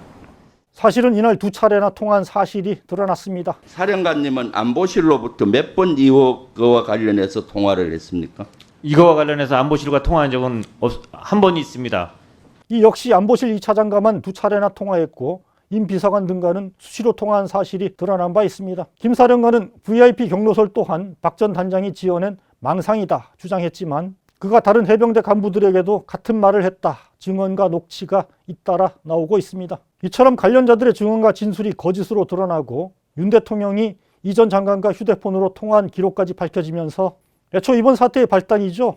VIP 경로 직후 대통령실 내선 번호로 이 전 장관에게 전화를 건 장본인도 윤 대통령 자신일 가능성이 더욱 커졌습니다. 그렇다면 7월 31일 애초에 처음에 경로설이 나온 날 대통령 공용번호로 이종섭 장관한테 전화한 것도 본인일 수도 있다. 본인일 가능성이 상당히 높아지는 거 아니겠습니까? 누군가 시켜서 전화한 게 아니고? 예. 이날 대통령실 안보 분야 수석 보좌관 회의에서 해병대 수사단의 조사 결과를 보고받고 경로한 윤 대통령이 이 전 장관을 연결하라고 한 뒤 이런 일로 사단장을 처벌하면 대한민국에서 누가 사단장을 하느냐 질책했다는 게 바로 VIP 경로설입니다. 그러나 그간 이 전 장관과 대통령실은 대통령의 경로나 전화 자체가 없었다 부인해 왔습니다. 대통령 경로라든지 혐의자 제외하라고 외압을 했다든지 이것은 전부 사실이 아니고요. 전부 다 변호인 측에서 허위로 이야기한 것들입니다. 공수처 수사를 통해 이날 오전 11시 54분 02800으로 시작하는 대통령실 유선 전화가 이 전 장관 휴대폰에 걸려온 사실이 드러났습니다만 대통령이 직접 통화를 했는지는 불분명했습니다. 그러나 지금 드러나는 각종 정황은 윤 대통령이 이 통화 또한 직접 했을 가능성에 무게를 더합니다. 사실이라면 대통령부터 장관, 비서관까지 국가 핵심 역량이 총동원돼 대통령의 부당한 수사 개입과 외압을 실행하고 동시에 은폐하려 한 것이 아닐 수 없습니다. 이 전 장관의 호주 대사 임명도 그 연장선에서 벌어진 일로 볼 수 있습니다. 총체적 국기문란 사건이라고 할 수밖에 없습니다. 그렇다면 이제 수사도 사건의 본질로 치고 올라가야만 합니다. 갈수록 윤 대통령이 출발점이자 종착역임이 분명해지고 있습니다. 직접 전화를 걸어 외압을 행사하고 지시를 내리고 처리 결과를 챙긴 정황이 뚜렷해지고 있습니다. 오늘 이 시점부터는 윤석열 특검이라고 이름을 붙여도 모자름이 없다. 왜냐하면 수사 대상자가 그동안에는 밑선에서 올라가서 대통령까지 가야 되나 말아야 되나를 우리가 고민했더라면은 어제부로는 이건 윤석열 특검이 된 겁니다. 그러나 공수처 수사는 지지부진합니다. 아직도 해병대 사령관이 경로소를 전한 게 사실이냐 아니냐 이 수준에서 맴돌고 있습니다. 오는 8월 초면 통신사의 통화기록 보존 시한이 만료됩니다. 지금 같아선 그 전에 대통령실로 치고 올라갈 수 있을지도 불투명합니다. 수사 인력 부족 등 열악한 조건이 발목을 잡기 때문입니다. 최종 기소권을 공수처가 아닌 검찰이 쥐고 있다는 점도 고려해야 합니다. 검찰이 기소 단계에서 어떤 꼼수를 부릴지 불안해하는 국민이 많습니다. 공수처에서는 기소 의견이 없어요. 기소를 못하니까. 먼저 사실관계를 확인하기 위해서 그렇다면 왜 대통령이 일개 사단장을 구하기 위해 군사법체계를 뒤흔드는 행위를 벌인 것인지 근본 이유도 규명해야만 합니다. 일부에선 대통령 주변에 대한 로비설을 거론하기도 합니다. 단순 외압 의혹을 넘어 권력형 비리 가능성을 배제할 수 없다는 얘기입니다. 왜 대통령께서 이렇게까지 해병대의 고위 장성을 보호해야만 했을까? 도대체 대통령께서 왜 이렇게까지 하셔야 되는가라는 게 이해하기가 어렵고, 또 다른 배후가 있는 게 아닌지, 대통령이나 대통령실에 영향을 미칠 수 있는 또 제3의 힘이 있었는지 의심을 안 할 수가 없는 거 아니겠습니까? 최순실 국정농단 사건에서처럼 상당한 수사 역량과 기소권까지 갖춘 특검을 통해 이 의혹을 철저히 풀지 않고서는 국민의 불신과 불안을 가라앉힐 수 없습니다. 야권은 22대 국회 첫날인 30일 최상병 특검법을 발의하고 재추진에 시동을 걸었습니다. 민주당이 당론으로 법안을 발의했고 조국혁신당과 개혁신당 등 다른 야당들도 동참 뜻을 밝혔습니다. 신속히 특검이 도입돼 국민적 의혹을 낱낱이 규명할 수 있기를 기대합니다. 윤 대통령은 더 이상 자신이 관련된 사건 수사를 막기 위해 거부권을 남용하는 잘못을 반복해서는 안 됩니다. 국민의힘도 이번만은 국민의 뜻을 거스르는 어리석음을 범하지 말아야 합니다. 논설에서 함께 계속 주시하도록 하겠습니다.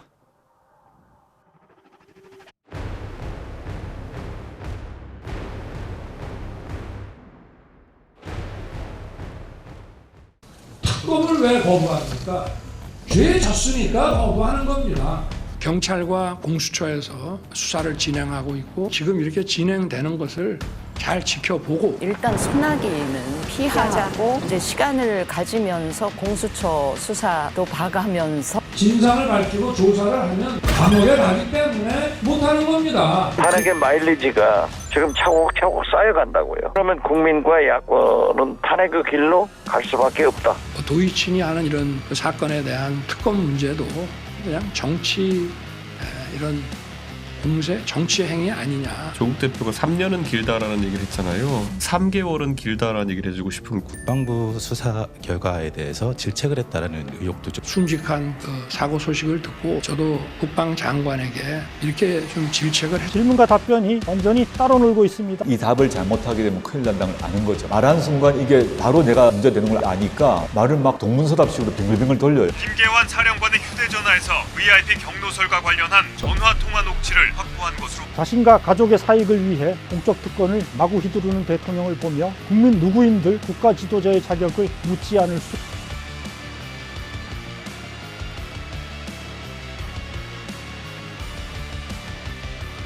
안녕하세요. 논설의 손원재입니다. 윤석열 대통령이 해병대 최상병 순직 수사 외압 의혹 특검법안에 대해 지난 21일 거부권을 행사했습니다. 짚을 게 너무도 많지만 먼저 자신이 한 말을 뒤집은 사실상의 약속 위반이다라는 점부터 지적하지 않을 수 없습니다. 윤 대통령이 2년 반 전 대선 후보 시절 했던 이 말 기억하는 분들이 많으실 겁니다. 이젠 거의 밈이 되다시피 했죠. 특검을 왜 거부합니까? 죄 졌으니까 거부하는 겁니다. 대장동 특검 하자고 그러니까 무슨 고발 사주까지 끼워넣어서 하자고 해서 저는 하라 그랬습니다. 왜냐? 걸릴 게 없으니까. 근데 이 사람들은 왜 안 합니까? 진상을 밝히고 조사를 하면 감옥에 가기 때문에 못하는 겁니다. 그래놓고 자신은 부인 의혹 특검을 거부하더니 이제 본인이 직접 수사 외압 의혹에 휩싸인 사건의 특검까지 거부한 겁니다. 40 총선 참패 직후 일부나마 소통, 민심 등을 얘기하며 달라지겠다고 말한 것들도 모두 믿기 어려워졌습니다. 이미 국정 방향은 옳았는데 설명이 부족했다는 식으로 나올 때 알아봤다 이런 평가가 많습니다만 그래도 최소한의 국민 눈치는 보지 않을까 했는데 역시나 헛된 기대였습니다. 총선이 끝나고 나서 윤석열 대통령이 했던 모든 말들이 민심을 받들겠다라는 말들이 악어의 눈물이었던 거고요. 실제 대다수 민심은 최상병 특검법 수용을 강력하게 요구했습니다. 지난 2일 특검법 국회 통과 직전 조사된 여론조사에선 찬성률이 67%에 이르렀습니다. 또 지난 9일 윤 대통령이 경찰과 공수처에서 수사를 진행하고 있고 지금 이렇게 진행되는 것을 잘 지켜보고 그걸 보고 경찰과 공수처 수사를 지켜보자며 거부권 행사를 시사한 직후 발표된 조사에선 공수처 경찰 수사 중이더라도 특검을 도입해야 한다 이런 의견이 57%나 됐습니다. 공수처 등 수사를 핑계 삼지 말고 신속히 특검의 수사를 맡겨야 한다는 게 변함없는 국민 다수의 뜻임을 말해줍니다. 윤 대통령이 기어이 거부권을 쓴 건 이런 민심에 대한 배반이 아닐 수 없습니다. 윤 대통령은 이미 부인 김건희 여사가 관련된 도이치모터스 주가 조작 의혹 특검법에 대해 거부권을 행사한 바 있습니다. 그때도 가족범죄 의혹 수사를 막기 위해 국민이 위임한 대통령의 권한을 사적으로 남용했다 비판이 거셌지만 아랑곳하지 않았죠. 도이친이 하는 이런 그 사건에 대한 그 특검 문제도 사실은 지난 정부 한 2년 반 정도 사실상은 저를 타겟으로 해서 검찰에서 뭐 특수부까지 동원해서 정말 뭐 치열하게 수사를 했습니다. 그거는 어떤 면에서는 그냥 정치 이런 공세, 정치 행위 아니냐. 정작 현 정부 검찰도 2년 다 되도록 김 여사 소환 조사도 않고 그렇다고 사건을 종결하지도 못한 채 눈치만 보고 있다는 사실은 언급하지 않았습니다. 이미 건호수 도이치모터스 전 회장 등 공범들은 1심 유죄를 받고 2심 재판이 진행 중입니다. 만약 정말 김 여사 혐의가 없다면 조사를 하고 불기소 처분을 하면 됩니다. 검찰이 이러지도 저러지도 못한 채 시간만 끌고 있다는 사실이야말로 특검 필요성을 입증해 줍니다. 그럼 검사들 입장에서도 이게 자신감이 없는 건가요? 불기소 처분, 무혐의 처분하기도? 뭔가 알 수 없는 사정이 있는 거죠. 그러니까 특검 얘기가 나오는 거고. 그러나 윤 대통령은 결국 부인에 이어 자신의 외압 의혹을 다루는 최상병 특검법에까지 거부권을 쓰고 말았습니다. 국민에 대한 선전포고이자 국정 사유화에 정점을 찍은 것이다 할 수 있습니다. 국민의 실망과 불신도 임계점에 육박하고 있습니다. 야당에선 윤 대통령이 탄핵 마일리지를 쌓고 있다 지적이 나옵니다. 탄핵의 마일리지가 지금 차곡차곡 쌓여간다고요. 그러면 국민과 야권은 탄핵의 길로 갈 수밖에 없다. 조국 대표가 3년은 길다라는 얘기를 했잖아요. 그러니까 약간 반 농담으로 틀어가지고 얘기하면요. 3개월은 길다라는 얘기를 해주고 싶은 게요. 과거 같으면 역풍이 불 수도 있는 발언들입니다만 지금은 그러려니 하는 분위기로 보입니다. 변하지 않는 윤 대통령을 보며 민심은 이미 일말의 기대조차 접고 있다. 관측이 적지 않습니다. 당연합니다. 자신과 가족의 사익을 위해 공적 특권을 마구 휘두르는 대통령을 보며 국민 누구인들 국가 지도자의 자격을 묻지 않을 수 있겠습니까? 윤 대통령 자신과 집권 세력만 지금 상황의 심각성을 모르거나 실은 알면서도 어떻게 되겠지 하는 생각으로 모른 채 하는 건 아닌지 자문해 보기 바랍니다. 그러니까 아마 대통령실 쪽은 잘 모르겠습니다만 일단 소나기는 피하고 네. 이제 시간을 가지면서 공수처 수사도 봐가면서 그다음에 앞으로 이제 22대 국회가 열리고 원구성이 지연되고 그 몇 달 지나는 동안 혹시 또 다른 영역에서의 뭐 또 상황이 변수가 돌발 있을 수도 상황이 있으니까요. 변수가 예, 예. 있을 수도 있고 이재명 대표의 사법 리스크가 네. 어떻게 현실화되는지도 볼 이제 그런 시간들 여러 가지 그런 변수를 보면서 일단 소나기를 피하고 피하자. 보는 이런 게 아닌가 싶어서 그러니까 이게 간단한 걸로 해결할 수 있는 거를 오히려 질질 더큰 끌면서 걸로. 더 큰 화를 키우게 되는 거는 아닐지. 거부권 행사 논리도 궁색합니다. 심지어 가짜뉴스와 개변도 서슴지 않고 있습니다. 먼저 경찰과 공수처 수사를 지켜본 뒤 특검을 하든 해야 한다는 주장은 전혀 현실적이지 않습니다. 현재 경찰은 최상병 순직 사건 진상과 책임자 규명 수사를 담당하고 있습니다. 그러나 경찰 자신이 대통령실과 국방부 외압을 받고 애초 해병대 수사단이 이첩했던 조사 결과를 무리하게 반환하지 않았느냐 의혹을 받고 있습니다. 그 자신 수사 대상입니다. 공수처도 일부 성과를 내고 있지만 대통령실 전반이 관여된 초대형 권력형 게이트 의혹을 신속히 수사하기엔 역부족을 드러내고 있는 게 사실입니다. 공수처 출범 배경 이런 것들을 좀 짚어보면요. 네. 당시 국민의힘 반대가 정말 극렬했기 때문에 단독 통과된 거거든요. 그래서 최소 규모로 시작을 한 거예요. 두 번째로는 공수처장 임기가 지난 1월에 끝났잖아요. 그래서 대행 상태가 지금 4개월간 유지되고 이제 그저께 새로운 공수처장이 이제 임명이 된 거죠. 그래서 정상적인 수사를 하기 어려운 객관적인 환경이 있는 거고요. 또 이종섭 호주대사 임명됐을 때 그때 국민의힘에서 8개월 동안 뭐 하고 그러면서 공수처 수사 의지와 능력에 대해서 문제 제기를 같이 했기 때문에. 그래서 이거는 특검의 대상인 것이 저는 분명하다고 보고요. 대통령실과 법무부가 수사를 하지도 않고 특검을 도입한 전례가 없다거나 야당이 일방적으로 처리한 이번 특검 법안은 소중한 헌법 관행을 파기하는 것입니다. 여야 합의 없는 특검법 처리는 헌법 위배다 이런 주장을 하는 것도 사실과 어긋납니다. 윤 대통령이 수사팀장을 맡았던 국정농단 특검과 드루킹 특검, 대북 송금 특검, 삼성 비자금 특검 등은 모두 검경 수사가 진행되는 도중에 도입된 특검입니다. 또 대북 송금 특검법은 당시 여당인 민주당이 퇴장한 가운데 야당인 한나라당과 자민련만이 참석해 통과시켰고 이명박 대통령 시절 내곡동 사저특검도 여당 반대 속에 통과된 바 있습니다. 제가 기억하는 전례는 그 이명박 대통령 임기 말 부분에 내곡동 사저 관련한 특검이 있었습니다. 그게 대통령하고 직접 관련된 사안이다 보니 대통령이 임명하는 것보다는 야당이 2명을 추천해서 그 중에서 대통령이 선택하도록 그렇게 해놔서 처음에는 여당이 엄청 반대를 했었어요. 그런데 당시 이명박 대통령이 그걸 수용을 하신 거예요. 오히려 헌법 위반 소지는 자신이 관련된 특검에 거부권을 행사한 윤 대통령 자신에게 있다 봐야 합니다. 국회 입법조사처는 21일 국회에서 의결된 법률안이 대통령의 사적인 이해와 충돌한다는 이유로 거부권을 행사하는 것은 헌법상 용인되기 어렵다 이런 내용의 보고서를 냈습니다. 또 법학자인 조국 혁신당 대표는 23일 페이스북에 이런 글을 올렸습니다. 한국헌법학계의 거두 고 권영성 교수님의 헌법학 원론 988쪽을 보라. 대통령의 거부권 행사는 정당한 이유가 있고 객관적으로 납득할 수 있는 경우라야 한다. 정당한 이유가 없는 법률안 거부권의 남용은 탄핵 소추의 사유가 된다. 우리나라는 대통령 탄핵 사유를 중대한 헌법과 법률 위반으로 한정하고 있는데 거부권 사적 남용은 그에 해당한다는 겁니다. 윤 대통령이 이처럼 사실과 다른 주장을 동원해 거부권 행사를 정당화하려 애쓰는 이유야 누가 모르겠습니까? 여러 이유를 들고 있지만 실상은 특검이 도입되면 자신의 수사 외압 의혹 실체가 낱낱이 드러날까 봐 어떻게든 핑계를 찾는 것에 지나지 않습니다. 윤 대통령이 이토록 두려움을 갖는 건 그동안 수사에 외압을 행사한 적이 전혀 없다고 주장해온 것과 달리 갈수록 외압 행사 정황이 뚜렷해지고 있기 때문일 겁니다. 지난 9일 윤 대통령 기자회견에서도 그 일단이 드러난 바 있습니다.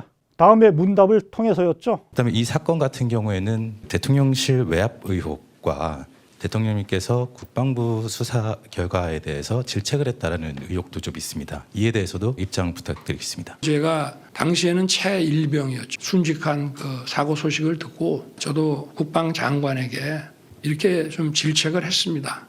왜 이렇게 무리하게 진행을 해서 이런 그 인명사고가 나게 하느냐 이렇게 좀 질책성 당부를 한 바 있습니다. 어떻습니까? 질문과 답변이 완전히 따로 놀고 있습니다. 기자는 명확히 국방부 수사 결과에 대해서 질책을 했다는 의혹에 대해 물었습니다. 이른바 VIP 경로설에 대해 질문하고 있음을 누구나 알 수 있습니다. 그런데 윤 대통령은 왜 무리하게 구조를 진행했는지를 질책했다. 전혀 엉뚱한 시점의 일에 대해 답하고 있습니다. 자기 자신이 관련된 문제이고 여러 매체에서 무수히 다른 사안입니다. 못 알아들었을 가능성은 제로라고 봅니다. 결국 못 알아들은 게 아니라 못 알아들은 척 딴소리를 한 것임을 어느 누가 모르겠습니까? 그 이유 또한 충분히 짐작됩니다. 만약 정말로 수사 결과에 대해 경로하고 질책한 적이 없다면 윤 대통령도 명쾌하게 그런 적이 없다 부인했을 겁니다. 정말 잘못한 게 없다면 이 얼마나 천금 같은 기회입니까? 온 국민이 지켜보는 가운데 수사 결과에 경로도 질책도 없었다. 외압 따윈 생각해 본 적도 없다. 당당하게 답하면 됩니다. 하지만 윤 대통령의 선택은 정반대였죠.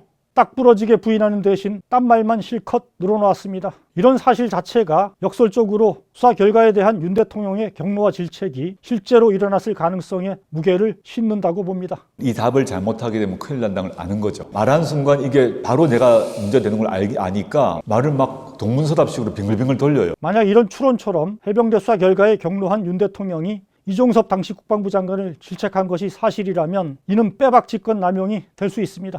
군사법원법과 군사경찰직무법은 직속 지휘관도 수사기관의 수사에 개입할 수 없도록 엄격히 금지합니다. 몇 단계 떨어진 국방부 장관과 대통령은 말할 것도 없습니다. 결국 대통령은 국방부 장관에게, 국방부 장관은 해병대 사령관에게 부당하게 의무 없는 일을 하도록 시킨 직권남용 혐의를 벗어나기 어렵습니다. 나아가 이 정도 중대한 불법 행위는 탄핵 사유가 될 수 있습니다. 특히 장병 사망은 젊은 세대와 부모 세대 모두 크게 아파하고 공분하는 사안입니다. 윤 대통령이 사단장 혐의를 빼라고 질책하고 그런 수사 결과를 낸 해병대 수사단장을 오히려 항명죄로 처벌하도록 밀어붙였다면 국민들 또한 이 의혹이 사실로 밝혀지는 순간 윤 대통령에 대한 최후의 기대를 접고 지지를 전면 철회할 가능성이 큽니다. 외압 실체를 특검이 밝혀내는 순간 국민적 탄핵 요구가 걷잡을 수 없이 커질 수 있다는 얘기입니다. 이 과정에서 윤석열의 역할이 무엇인가가 확인되고 수사에 불법적으로 개입한 것이 확인되면 저는 탄핵 사유라고 봅니다. 이걸 윤석열 자신이 너무 잘 알고 있다. 윤석열 대통령 및 그 법무참모들은 너무 잘 알고 있다.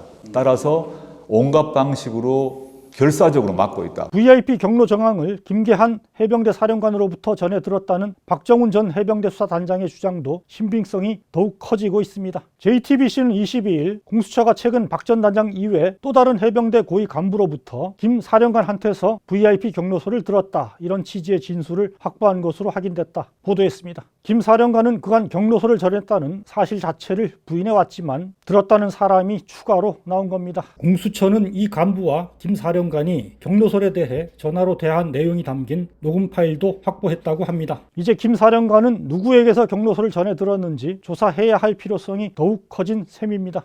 이와 관련해 한겨레는 23일 한 여권 인사를 인용해 지난해 7월 31일 대통령실 회의에 참석했던 한 인사로부터 최상병 사건 보고를 받고 윤 대통령이 역정을 내셨다는 취지의 말을 들었다.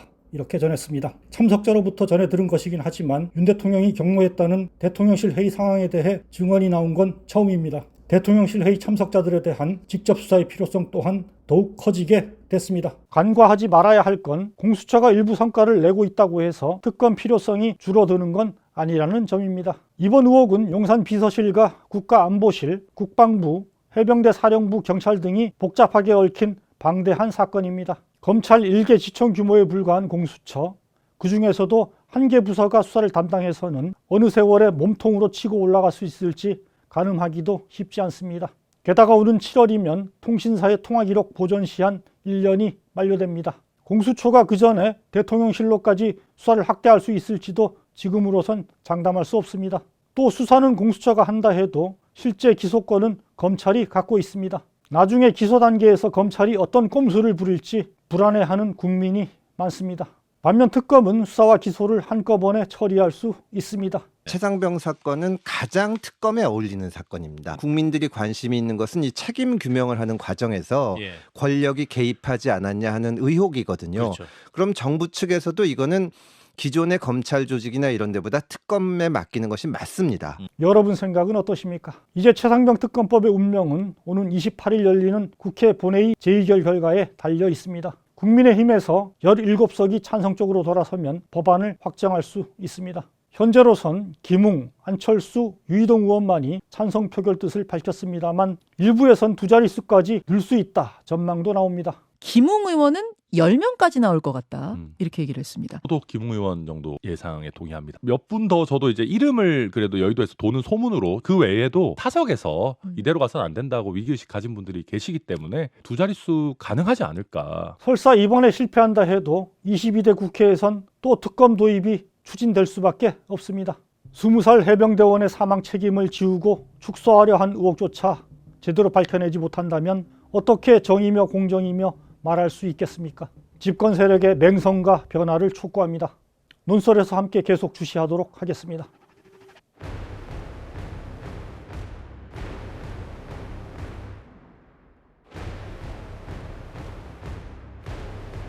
수사 책임자들이 싹 물갈이든 김 여사를 건드리지 말라는 분명한 신호입니다. 국민들께서 속았다는 느낌을 받기에 이번 인사는 궁예식 인사 아니었나. 거지 같은 인사라는 말까지 나왔다고 인사는 인사이고 수사는 수사입니다. 득달같이 반발하던 검사들의 모습을 지금은 찾아볼 수 없습니다. 당분간 김 여사 수사는 올스톱이라고 수사 리스크를 털었다는 듯이 153일 만에 공개 행보입니다. 검찰에 나가 수사부터 받아야. 윤석열 대통령은 자신의 과거를 부정하면서까지 왜 이런 행태를 쫄았어요. 믿을 사람이 없는 거예요. 불안하고 소환 조사가 되는 순간에 뚝이 무너진다고 생각. 검찰, 경찰, 감사원, 권익위 등 국가 사정기관들이 온통 대통령 가족을 봐주고 지키기 위해 대통령이 국민 뜻을 거슬러 권한을 휘두른다면 애초 국민의 것인 권한을 빼앗는 국민의 권력을 약탈하는 권력을 사유화하고 책임의식과 윤리의식이 마비된 국민을 약탈하려. 지금 윤석열 정권의 모습을 정확히 묘사하고 있다.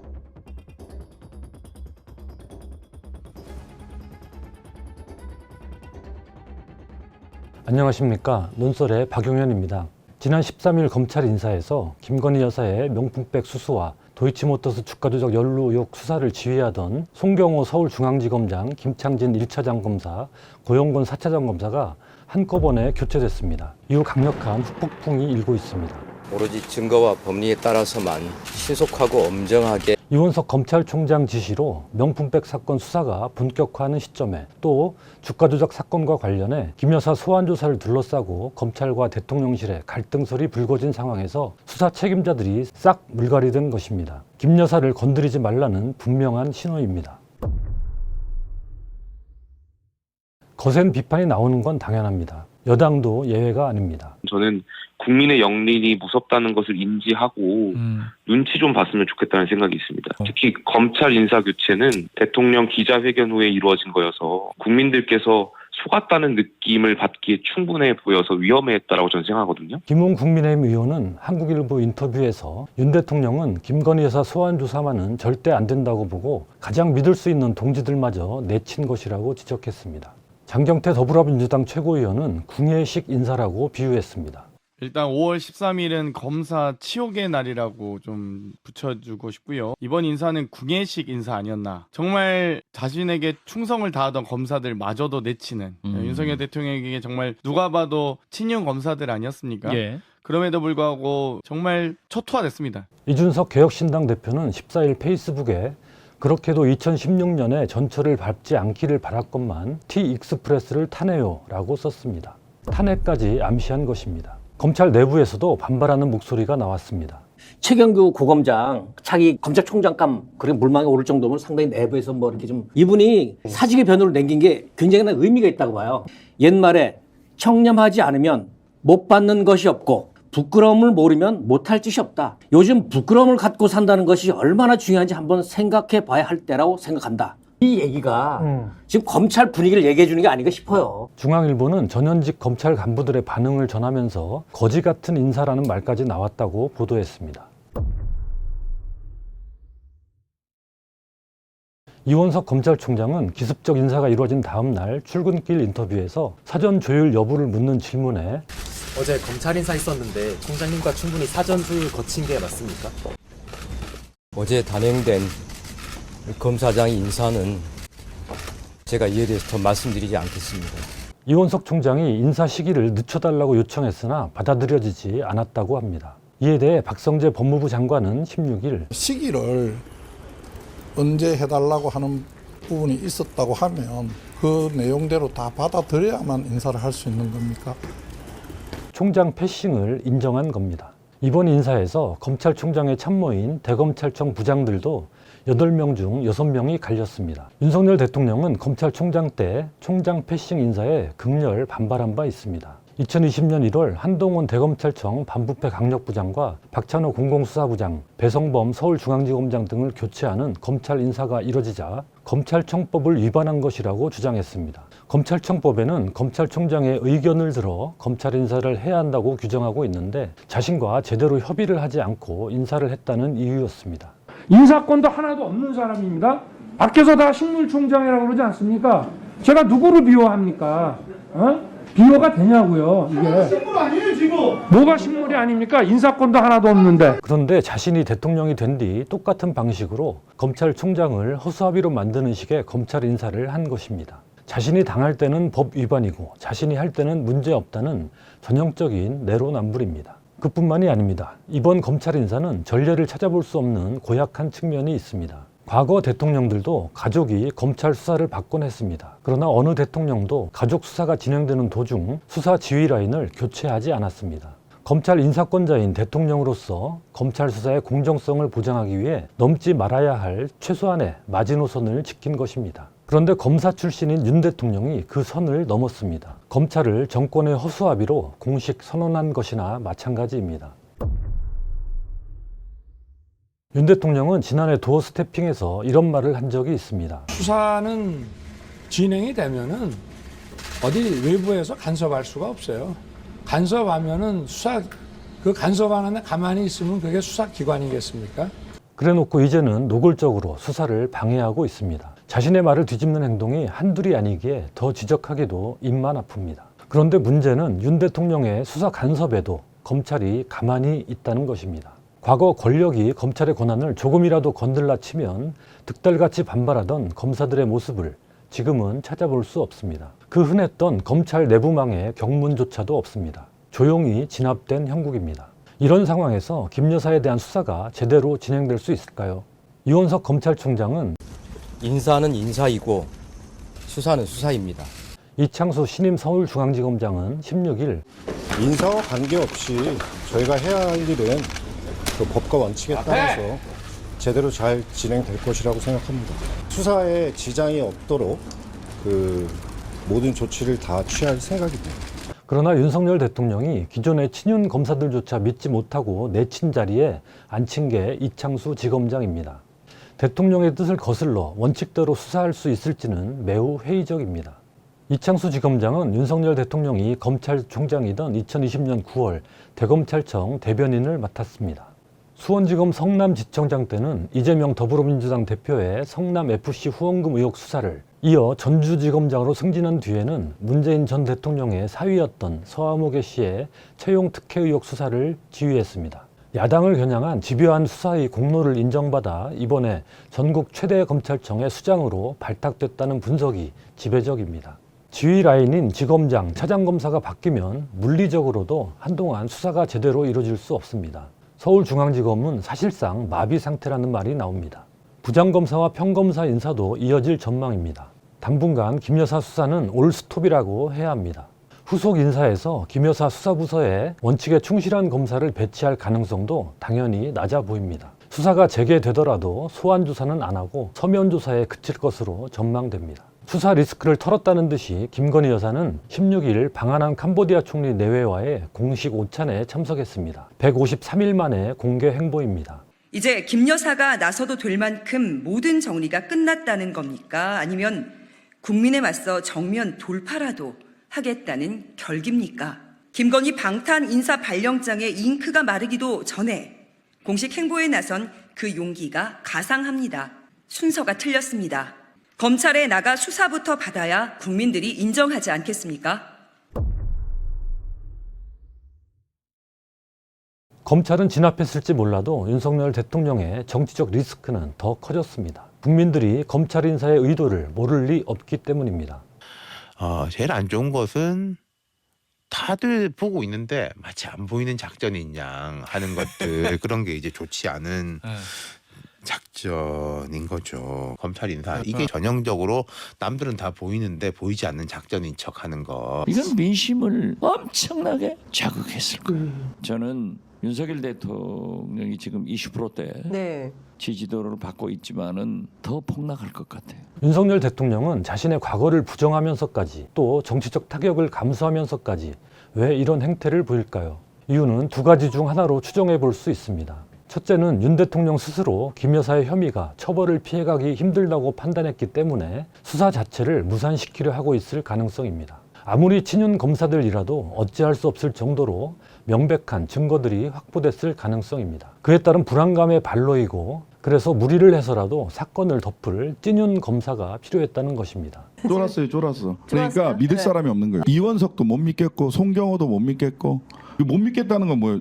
불안하고 인사의 폭과 방식을 보니까 정말 위축됐구나. 정말 자기가 견마지로 이상을 다할 사람 아니고는 아무도 못 믿겠다는 거거든요. 정말 이제 믿을 놈 몇 놈 안 남았다. 또 하나의 가능성은 검찰이 대충 소환 조사하는 모양새를 갖춘 뒤 불기소로 덮으려 했는데 그조차도 용납하지 못했다는 것입니다. 이 경우라면 매우 비정상적인 사고방식을 보여주는 것입니다. 대통령이 전제 군주제의 왕도 아닌데 그 가족을 형사사법제도에서 완전히 벗어난 성역으로 만들려는 것이기 때문입니다. 이원석 검찰총장이나 아니 그리고 그 송경호 서울중앙지검장이나 이 두 사람이 김건희 여사를 탈탈 털었던 사람도 아닙니다. 그냥 소환조사 한번 하자 이겁니다. 근데 그것도 용인하지 않는 이 행태 이거 어떻게 봅니까? 그러니까 그게 소환 조사가 아이고, 되는 순간에 참 진짜. 뚝이 무너진다고 생각을 하는 것 같아요. 네. 그러니까 아예 그 구멍 자체를 철저하게 차단해야 된다라고 네. 생각하는 것 같은데 그게 막아진다고 막아지는 게 아니잖아요.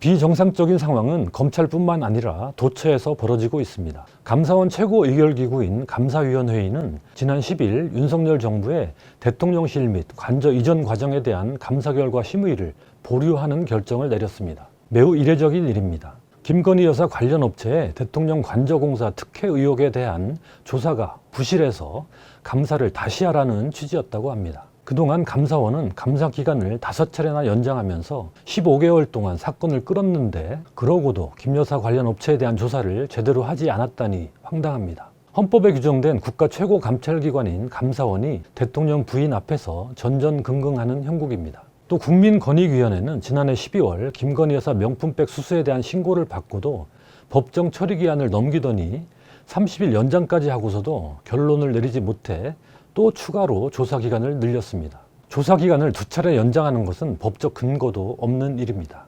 너무나 명백히 드러난 명품백 수수를 조사하는데 100일이 넘게 걸린다니 헛웃음만 나옵니다. 경찰은 오히려 김 여사에게 명품백을 건넨 최재형 목사를 스토킹 혐의로 수사 중입니다. 최 목사는 메신저로 대화하면서 약속 시간을 잡아 김 여사를 만났고 경호원들의 보안 검색까지 받고 들어갔습니다. 여기에 스토킹 혐의를 적용하는 건 삼척동자도 웃을 일인데 경찰은 참 진지하게 수사하고 있습니다.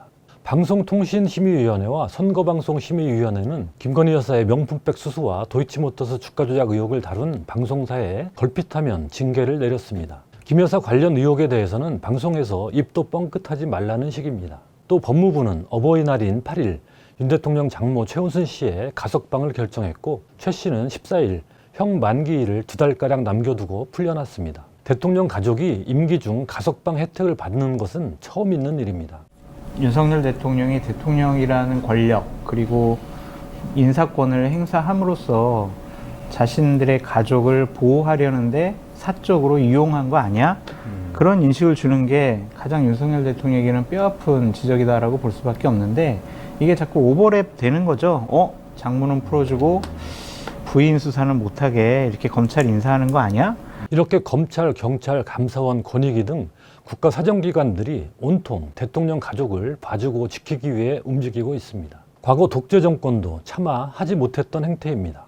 독재 정권 시절 암암리에 그런 일들이 왜 벌어지지 않았겠습니까마는 만천하에 공개된 비위를 이렇게 노골적으로 감싸지는 못했습니다. 윤석열 대통령도 직접 나서 자신의 권한을 사적 이익에 부합하도록 행사했습니다. 김건희 특검법에 거부권을 행사하고 최상병 순직 사건 외압 혐의로 수사받는 이종섭 전 국방부 장관을 호주 대사로 임명한 게 그 사례입니다. 윤 대통령은 대통령실의 수사 외압 규명을 위한 최상병 특검법도 거부할 태세입니다.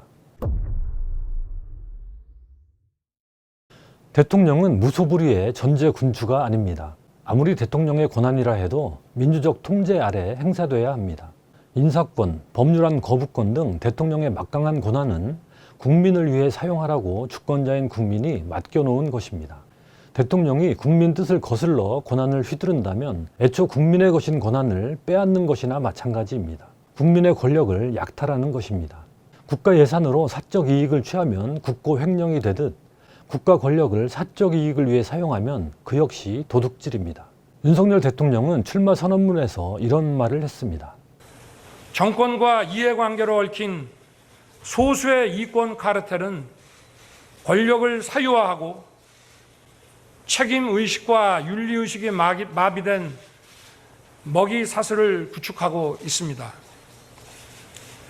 이 정권은 권력을 사유화하는 데 그치지 않고 집권을 연장하여 계속 국민을 약탈하려 합니다. 지금 윤석열 정권의 모습을 정확히 묘사하고 있다는 느낌에 무릎을 치게 됩니다. 대통령이 되려 했던 이유가 가족 카르텔을 지키려는 것이었던가 묻고 싶을 지경입니다. 권력남용이 일상화된 윤석열 정권은 어제의 잘못을 오늘의 권력남용으로 덮고 있습니다. 민생은 관심 없고 라인 사태는 수수방관하는 대통령이 유독 검찰 인사만 정광석과 같이 단행했습니다. 윤 대통령이 대통령이 된 이유가 오직 김건희 여사를 보호하고 함께 해외 순방을 다니기 위한 것이 아닌지 국민의 우려가 더욱 커지고 있습니다. 대통령이 국가 원수라는 지위와 권한에 따른 막중한 책임과 윤리를 인식하지 못하고 사적 이해관계에 매몰된다면 민주국가에 대통령 자격이 없습니다. 국민은 5년짜리 왕을 뽑은 게 아닙니다. 국민을 얕잡아 보며 왕 행세하는 대통령을 주권자 국민은 용납하지 않을 것입니다.